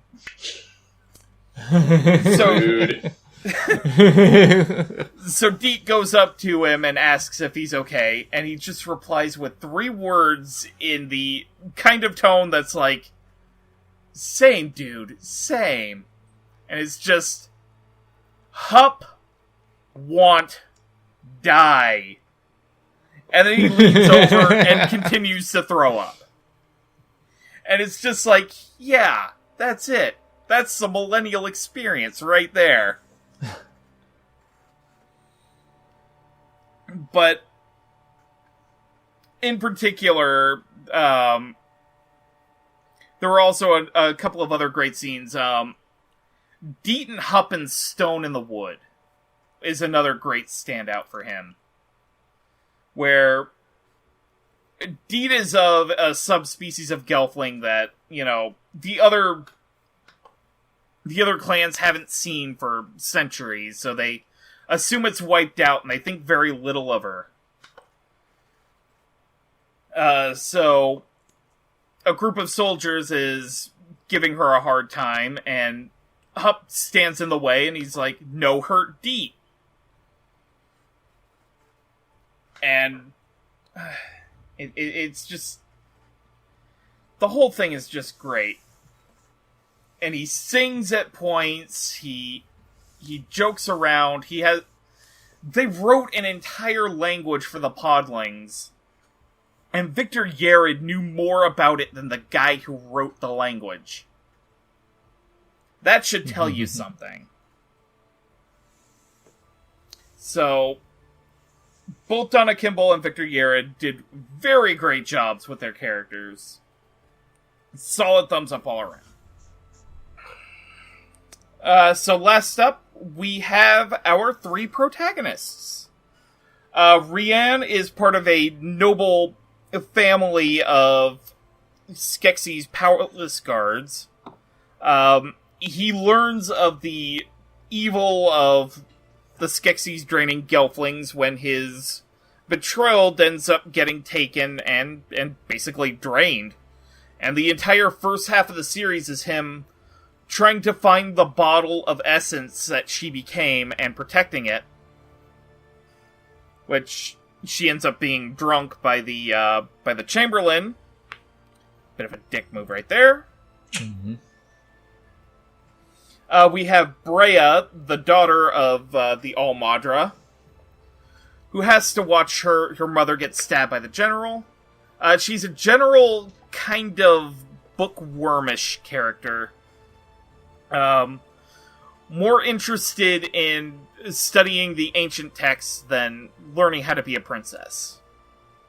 And that ends up being something that helps the group in the long run, because she ends up meeting the sort of a golem-ish character named Lore that brings them to the Heretic and the Wanderer and sets their entire quest in motion. And then you have Deet from a clan of Gelfling who dwell underground. She's one of the first to actually notice the effects of the darkening happening on the creatures of Thra and the general surroundings. So she's on a quest to warn the Almadra of what's going on. And along the way she meets Hupp, and that basically forms our little Fellowship of the Ring here. So Rian is played by Taron Egerton and performed by Neil Sterenberg, who we actually mentioned before because he is the voice of the Scroll Keeper. And I think he also performs them as well. Anyway, you would know Taron Egerton from such things as The Kingsman. He played Elton John in Rocket Man. That I feel like just naming out Rocket Man isn't enough. Like, he was actually playing Elton John in Rocket Man. And if that doesn't get, like, an Academy Award nominee next year, I'm gonna actually, like, flip a table. If it doesn't win, we riot. If it doesn't get nominated, we'll riot. That's absurd. Brea is played by Anya Taylor-Joy, and played by, and performed by Alice Dinian. You would know Anya Taylor-Joy from such films as The Witch. She was in Split and Glass. And she was also in The New Mutants, if Disney can actually, figure out a release date for that. They better wink, fucking... Wink! Give me my goddamn horror movie. So Deet is played by Natalie Emmanuel, and performed by Catherine Smee and Becky Henderson. You would know Deet from such films as Game of Thrones. She's been in the Fast and the Furious franchise since Furious 7. She's in the Maze Runner franchise, as well as the Hulu series of Four Weddings and a Funeral. So Zen, why don't you start us off? I really love these three performances, and for the main characters, I think they have a lot to work with, and they perform these subtle nuances very well. And I think the biggest thing for me was Rianne. In the very first episode, where you get a feel for his character, where he's very happy-go-lucky, he steals food from the podlings, and, he's doing all this stuff, but he wants to prove himself to his father, who's the captain, and you really get across the subtlety of his performance. Happy-go-lucky, wants to prove himself, but really in love, and then it comes to a head when his fiancée is killed, and, there's a lot of subtlety in this performance that I really enjoy, and his character arc throughout the entire series is wonderful. And honestly, Taron Egerton does a great job of portraying these wide array of emotions that he goes through. I loved this character from the very beginning, and just seeing what, the performance just adds to it. As for Brea, Brea was my favorite of the three from the get-go, simply because I love how she's more interested in book learning, and she's the one questioning everything, and you really get across in a performance that she's just like, but why? But why though? Why are we doing this? And her conflict with the Almadra is wonderful. I loved just from the first episode where she's just asking her mother, but why do we have to take the tithe from the people if their land is, not giving us crops? We have enough. And it just, her energy and her performance is really well done. And as for Deet, I think Deet did a good job of performing the soft nature of the character, because, she's the underground race, she's more communicating with animals than the rest of them. And she's very much one of the characters who's supposed to be soft performing, and very kind, and that really gets across in that performance. I like all three of these characters are wonderful. Okay. Amon? Yeah, no, these are great performances. Where to start? That's a good question. These are good. I'm happy these are the leads. These are some good, strong performances to rest the rest your show on. Start with Deet. I thought Emmanuel was just really good. Deet's an interesting character in that she is, she is a Gelfling. She is kind of part of this society, but she's from a tribe who are a lot more isolated. And I felt like she did there's very much the sense of she's a part of this world, but she is a little removed compared to everyone else who lives above ground. And this world they're in is just kind of their day-to-day life, and for her it's kind of this slightly weird alien place, which is probably part of the reason why she spends half the show running around with a podling, who's also, a little bit of a misfit and doesn't quite know what he's doing. And she gives a wonderful performance of someone who's very bright and curious by nature, but also not naive, but just kind of unworldly, just because she's been living underground with her people for who knows how long. So the minutia of above ground society is not something she has to deal with on a regular basis. So that's kind of a learning process for her. But she just has just this wonderful authenticity. It feels very real and grounded when it needs to be. And I just really enjoyed it it was just a good performance.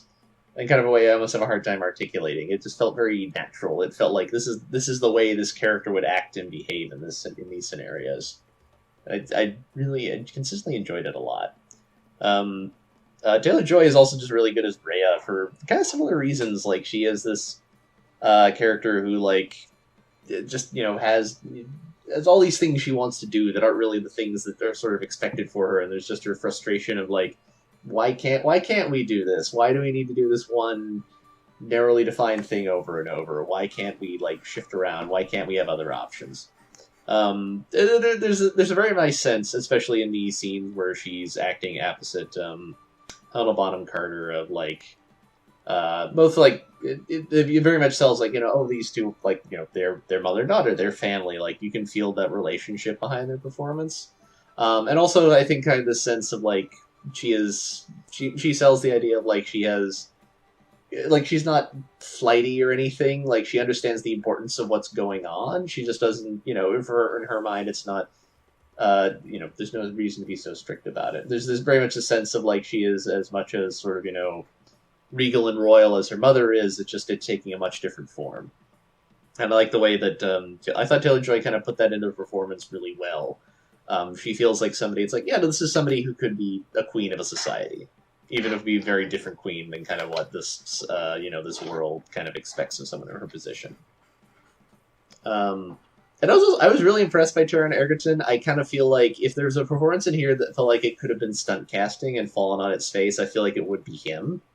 Just because, he was in Rocket Man. He feels like he's kind of like one of the hot actors of the moment. But no, I thought he did a really good job. He felt very natural. He felt like I just thought he captured the character so well, feeling like very, relatable and like just this nice solid dude at the beginning, and then his progress from like things going to crap and him having to deal with that and figure out like how am I going to work through these situations that I keep finding myself in as I find out more of what's going on. And he's just really good.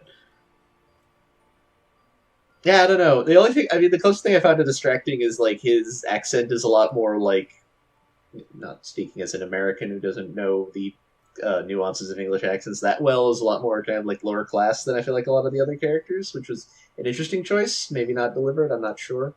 But he's just a really good performance. Like, I never felt like he was phoning it in or kind of half-assing it.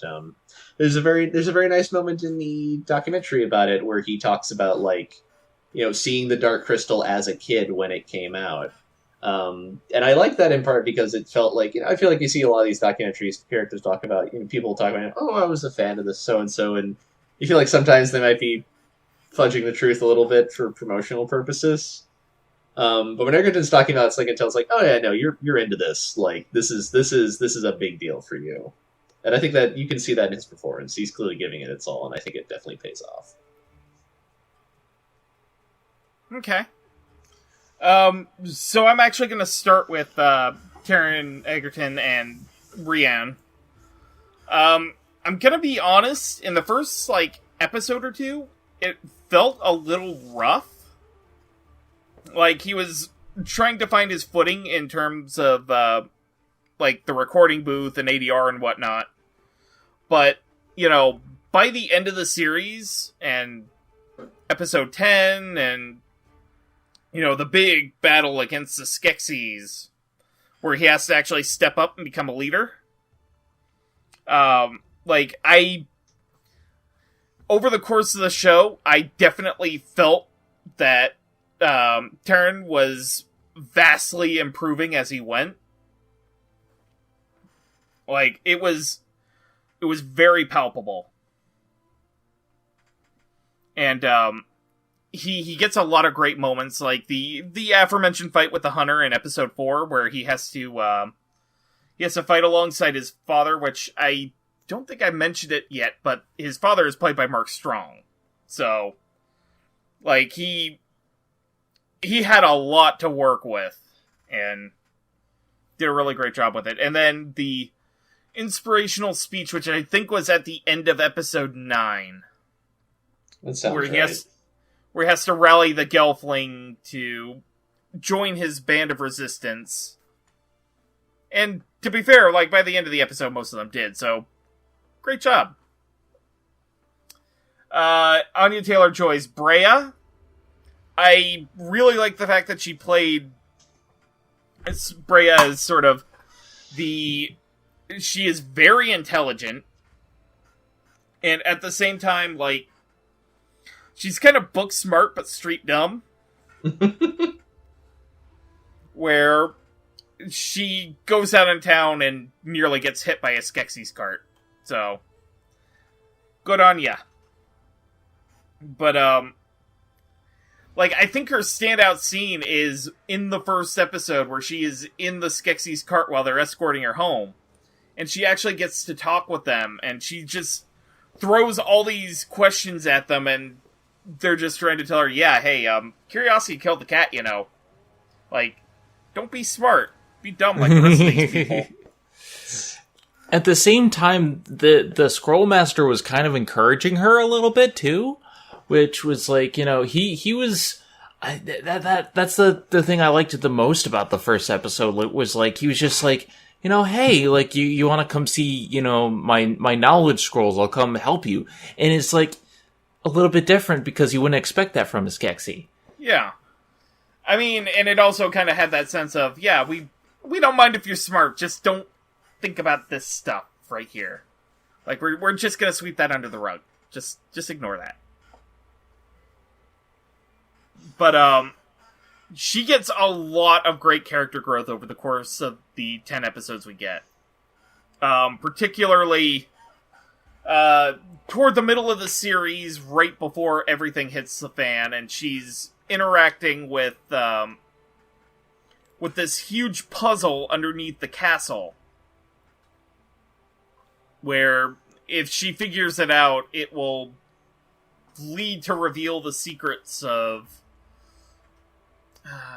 I forgot the exact nature of the secret, but it ends up awakening lore and taking her and the rest of the adventurers to the heretic and all that. But her trying to figure that out was just... Because at the same time, you're starting to piece together the puzzle at around the same time she is. So it was really great and refreshing as she's figuring it out, you're figuring it out. And one thing I do want to say about Deet before I actually get into the performance that I really appreciated. First and foremost, Deet has two fathers. Like, it is confirmed over the course of the show. She mentions it. But, like, they're also... They don't get much in the way of speaking lines, but her fathers are both older men. Which is something... Because, you know, Age of Resistance is a show sort of aimed at not necessarily children, but, like, teen and adults and family kind of situation. So seeing, like, older gay men in like a young adult kind of setting, that's actually kind of really refreshing. Yeah. It's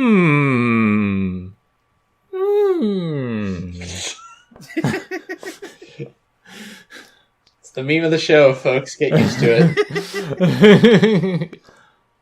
But for the performance of Deet itself, Natalie Emmanuel did a really great job.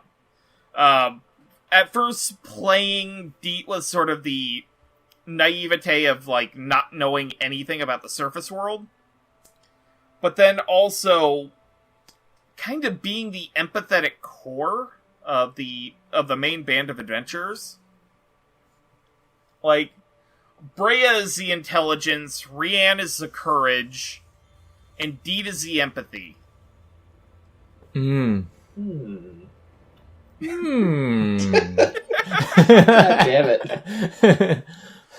Like, I mean, you're not wrong. Like, she is the emotional core of our band of characters, and like, I actually got kind of bummed out when she learned the secret of the darkening and how to harness it, and she ends up absorbing too much in the last episode and, like, isolates herself from everyone else. Like, that actually gave me a bit of a sad.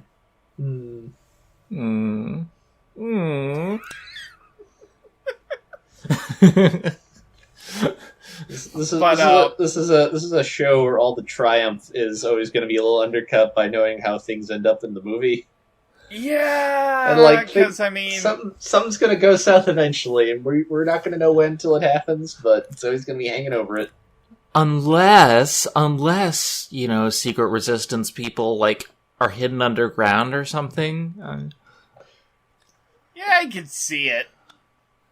It is kind of weird that the prophecy mentions, like, there are only, like, 1 or 2 Gelfling left, but they can kind of...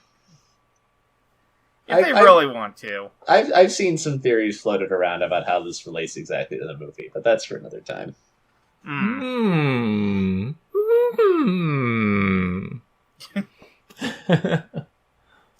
But in terms of the performances of our 3 protagonists, like, it was like really great, really solid. Like I said, Taron Egerton had a little bit of a stumbling point at the start, but he ended up being one of the stronger performances by the end of the show. So, kudos all around. And with that, I think it is time for our final thoughts. So, Zen, why don't you start us off? Honestly, I went into this with the expectation that it would be like the movie. Honestly, I was intrigued by the show, but I wasn't, overly expectant about certain things because for the most part, I think the movie is very much a product of its times and has some severe faults that held it back for me. I was very, very pleasantly surprised. I love this show. I love the show very much. I think the performances and the direction and everything are fantastic. I think this definitely has the heart of a Jim Henson production, but also it has a lot more substance to it, and it's just more enjoyable for me. It has more charm. It has more world building. In general, it's something that I really enjoyed. And if you want to see more of my thoughts, I'm doing an episode by episode breakdown on my own channel that will release in the future. I'm not sure when, but maybe before or after this episode goes live. Okay. That's actually really cool. Amon? Yeah, this show's great. This show it's just, on some level, this show doesn't need to be this good, but I'm so happy that it is. On a technical level, it's like an astonishing performance. It is so well shot and choreographed. There's so much in here that like you'll see it happening and it'll be great, and then right after it ends, you'll think, wait a minute, these are puppets. How did they even do this shot? Physics wouldn't allow that. It is like you can see every dollar on screen. It is an exceptional. It is a feast for the eyes just on sort of a visual technical level alone. Even before you get to the story and the performances, which I think are exceptionally well done. I think it's really well written. I think it is really interesting and cohesive. I think it is a good story in of itself. If you have not seen the Dark Crystal movie, which you can watch, if you have access to Netflix, it is also on there right now, as far as I know. But even if you know nothing about the Dark Crystal, you can sit down and watch this and have an excellent time. I think the performances are exceptionally well done. I especially think when you consider what the voice actors have to do in terms of like they have to follow this performance being done by the puppeteers, who you have to match what they're doing, and much in the same way that many years ago we did our episode of the Godzilla movie, where I think I mentioned that dubbing over real people is hard, especially in comparison to animation, because with animation you can sometimes cheat a little. You can't do that with a person. Like, they're talking when they're talking, and obviously a puppet's not a person, but I feel like, especially at the level of articulation that you're working with here, like, you're at about that level. Like, if you're not matching what the puppeteer is doing, how the puppeteer performed that scene, like, it is going to be very obvious, and it is going to take everything right. It's going to take people right out of it. And I think this is so pitch perfect and so spot on for so much of it. It is absolutely phenomenal. I highly recommend it. It is exceptionally worth your time. Yeah, so I after I got this project approved, and because it was like, it was right before A-Fest, and about 2 weeks before the actual show was supposed to drop. So, I got to the point where the episodes went live on Netflix. I went to check it out, and honestly, the fact that I was even doing an episode on this didn't even click until right around the time I was done, where I got to thinking, like, this actually does have a lot of parallels with what we normally talk about on Dub Talk. In terms of, these actors have to mimic performances by other people. It may be the same language that is spoken between the two, but the language of emotion and of performance still needs to be conveyed accurately, and I think pretty much across the board, the actors did a really great job of replicating their puppeteer counterparts.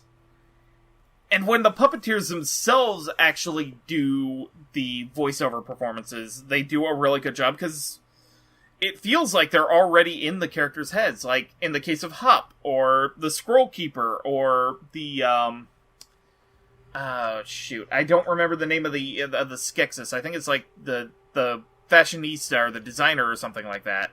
But,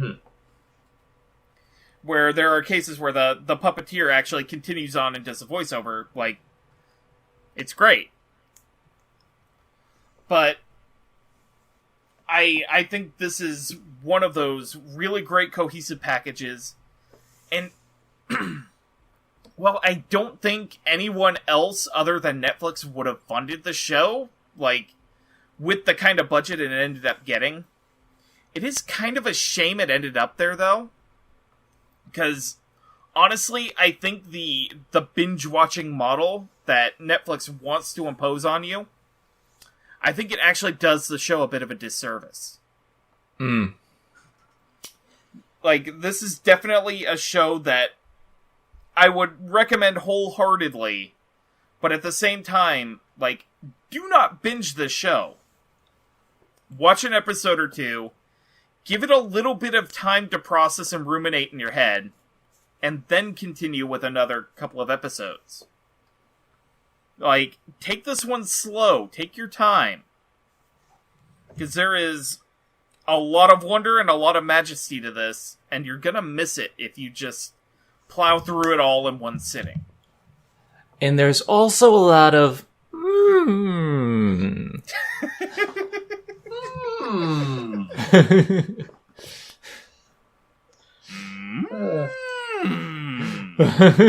We have fun here.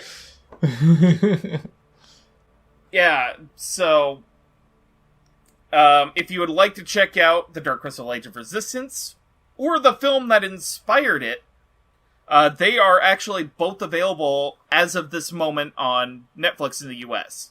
Well, I know Age of Resistance is globally available on Netflix because they paid for it, but it's, I want to say nowadays it's like $13 a month. Something like that. Yeah, but it's also available in, like, cable package subscriptions. Some internet carriers will offer it to you. Like, and not to mention, you probably know somebody with a Netflix password. Very likely. I have my parents' Netflix, so, like, I just, I don't know about the price. Yeah, same here. Like, statistically speaking, you probably know somebody who'd be willing to lend you their Netflix password. So, I'm not gonna say anything if you choose to do it that way, but... As Super Butterbuns once said, hey, I won't tell if you won't.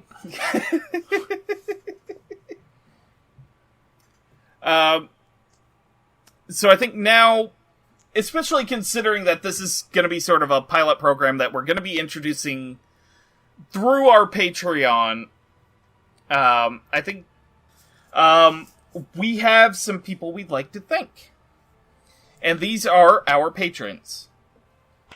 At the $5 tier, we have Crimson Echidna, Michelle Travis, and Nico Robin, but with the Yowie hands. And at the $10 tier, we have Curly Lesticow, Jacob Wilson, J2, aka Jared, Marco Bermudez, Marissa Lenti, and Wee B. If you'd like to subscribe to our Patreon, if this happens to be, if you happen to be listening on YouTube when this finally drops, we'll have a link to that in our description below. And, you can find us on YouTube at the Dub Talk Podcast. And we also have a Twitter and Twitch account of the same name. We're kind of in between figuring out what we're going to do with the Twitch account at the moment, but when we have something, it will be announced via our Twitter. So at this point of the episode, I guess, what are you guys up to, Zen? Well, this year I have been mostly up to dying, and trying to prevent said dying. But when I'm not doing so, I have a YouTube account at youtube.com/ZenithWillReview, and I stream at, twitch.tv/ZenithWillRule. I also have my own Patreon at patreon.com/ZenithWillRule as well. So if you wanna, help support me, I do a lot of different things. And it's hard to keep track with all of them. The most recent thing that I did was a crossover on the first film in the Saw franchise with D. Amanda Hagen.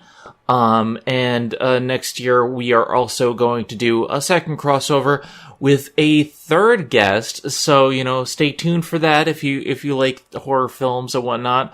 I'm also, doing TV show stuff and all this other stuff when I'm not dying. But also thank you so much, patrons, for supporting Dub Talk. You guys are wonderful, and we love you.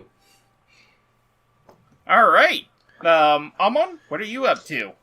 Well, you can find me on Twitter at AmonDuelUS. Duel has 2 U's in it, where I jabber on about movies and music, and I'll occasionally talk about things I'm reading at the comic book store I work at, which are all very good, and you should come to our store and see our giant wall of manga. It's very nice.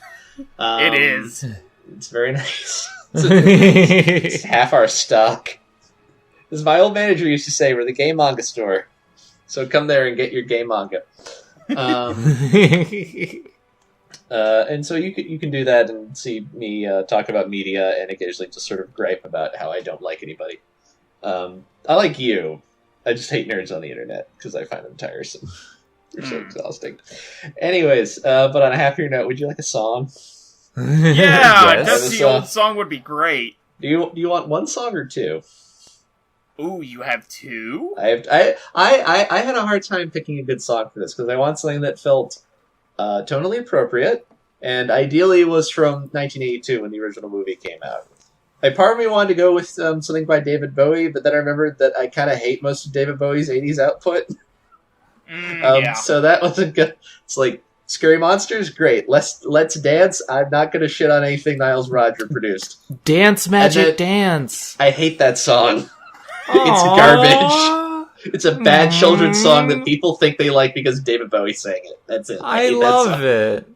I am happy you love it. I'm always happy when music brings joy to people. I don't like it. I'm sorry. So instead, I decided to go weird. My first suggestion is the song. I'm going to mispronounce this because it's Swedish and I don't know Swedish. Harry Genta by the Swedish band Von Zamla. They are like a spin-off of another Swedish prog rock band whose name I don't remember how to pronounce. They're like weird leftists. They're great. It sounds like Demented Circus music. Go check it out. That sounds like my jam. I know, it's great. But if you want something a little more sort of, high fantasy, romantic, might I suggest the song Antul by the beloved Irish folk rock band Clannad. They're not where the anime gets its name from. Clannad's just the Irish word for family. So Which is also a fun song to listen to, because if you listen to it, you'll hear the singer on that particular song, which is the youngest member of the band at the time, who the following year would quit the band and go off with their manager for a solo career and take her long Irish name, which is difficult for people to pronounce, and shorten it to Enya, and get way more famous than Clannad ever was. Oh, wow. So that's fun. Oh, yeah, no. Yeah. Like, people in America, they don't know who Clannad is. They know who Enya is. I watched a what the hell is it? I saw a CD infomercial for smooth, moody music in the 90s. I know who Enya is. So go check those out. They're a fun time. Pure Moods, Volume 3. That's what it is. Pure Moods. Thank you. I couldn't remember the name, but that's what it is. I only know of it because of the obscure. And if you'd like to follow me, I can be found on Twitter at Roots of Justice, where I mainly just retweet cute animal pics. Talk about general fandom stuff. Also, I'm trying to get some reviews written up so that I can, get them posted somewhere. I do plan on having some, actual written reviews for the Dark Crystal Age of Resistance, as well as, I'm actually attempting to do some reviews for, What We Do in the Shadows. Hell yes. So, once I, because I'm looking at reapplying to the fandom posts. They might go there. I might put them on my own blog. We'll figure it out. So with that, I think the episode is done. And with that being said, just remember, everybody.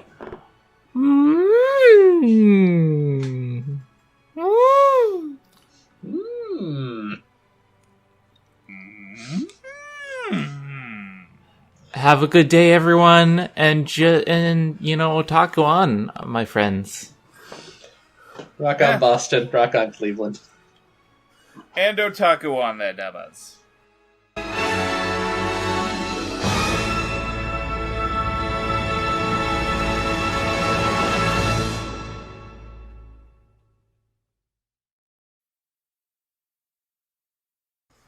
Donald...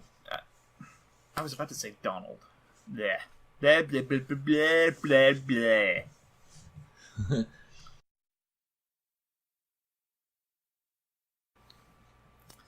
Alright, ready?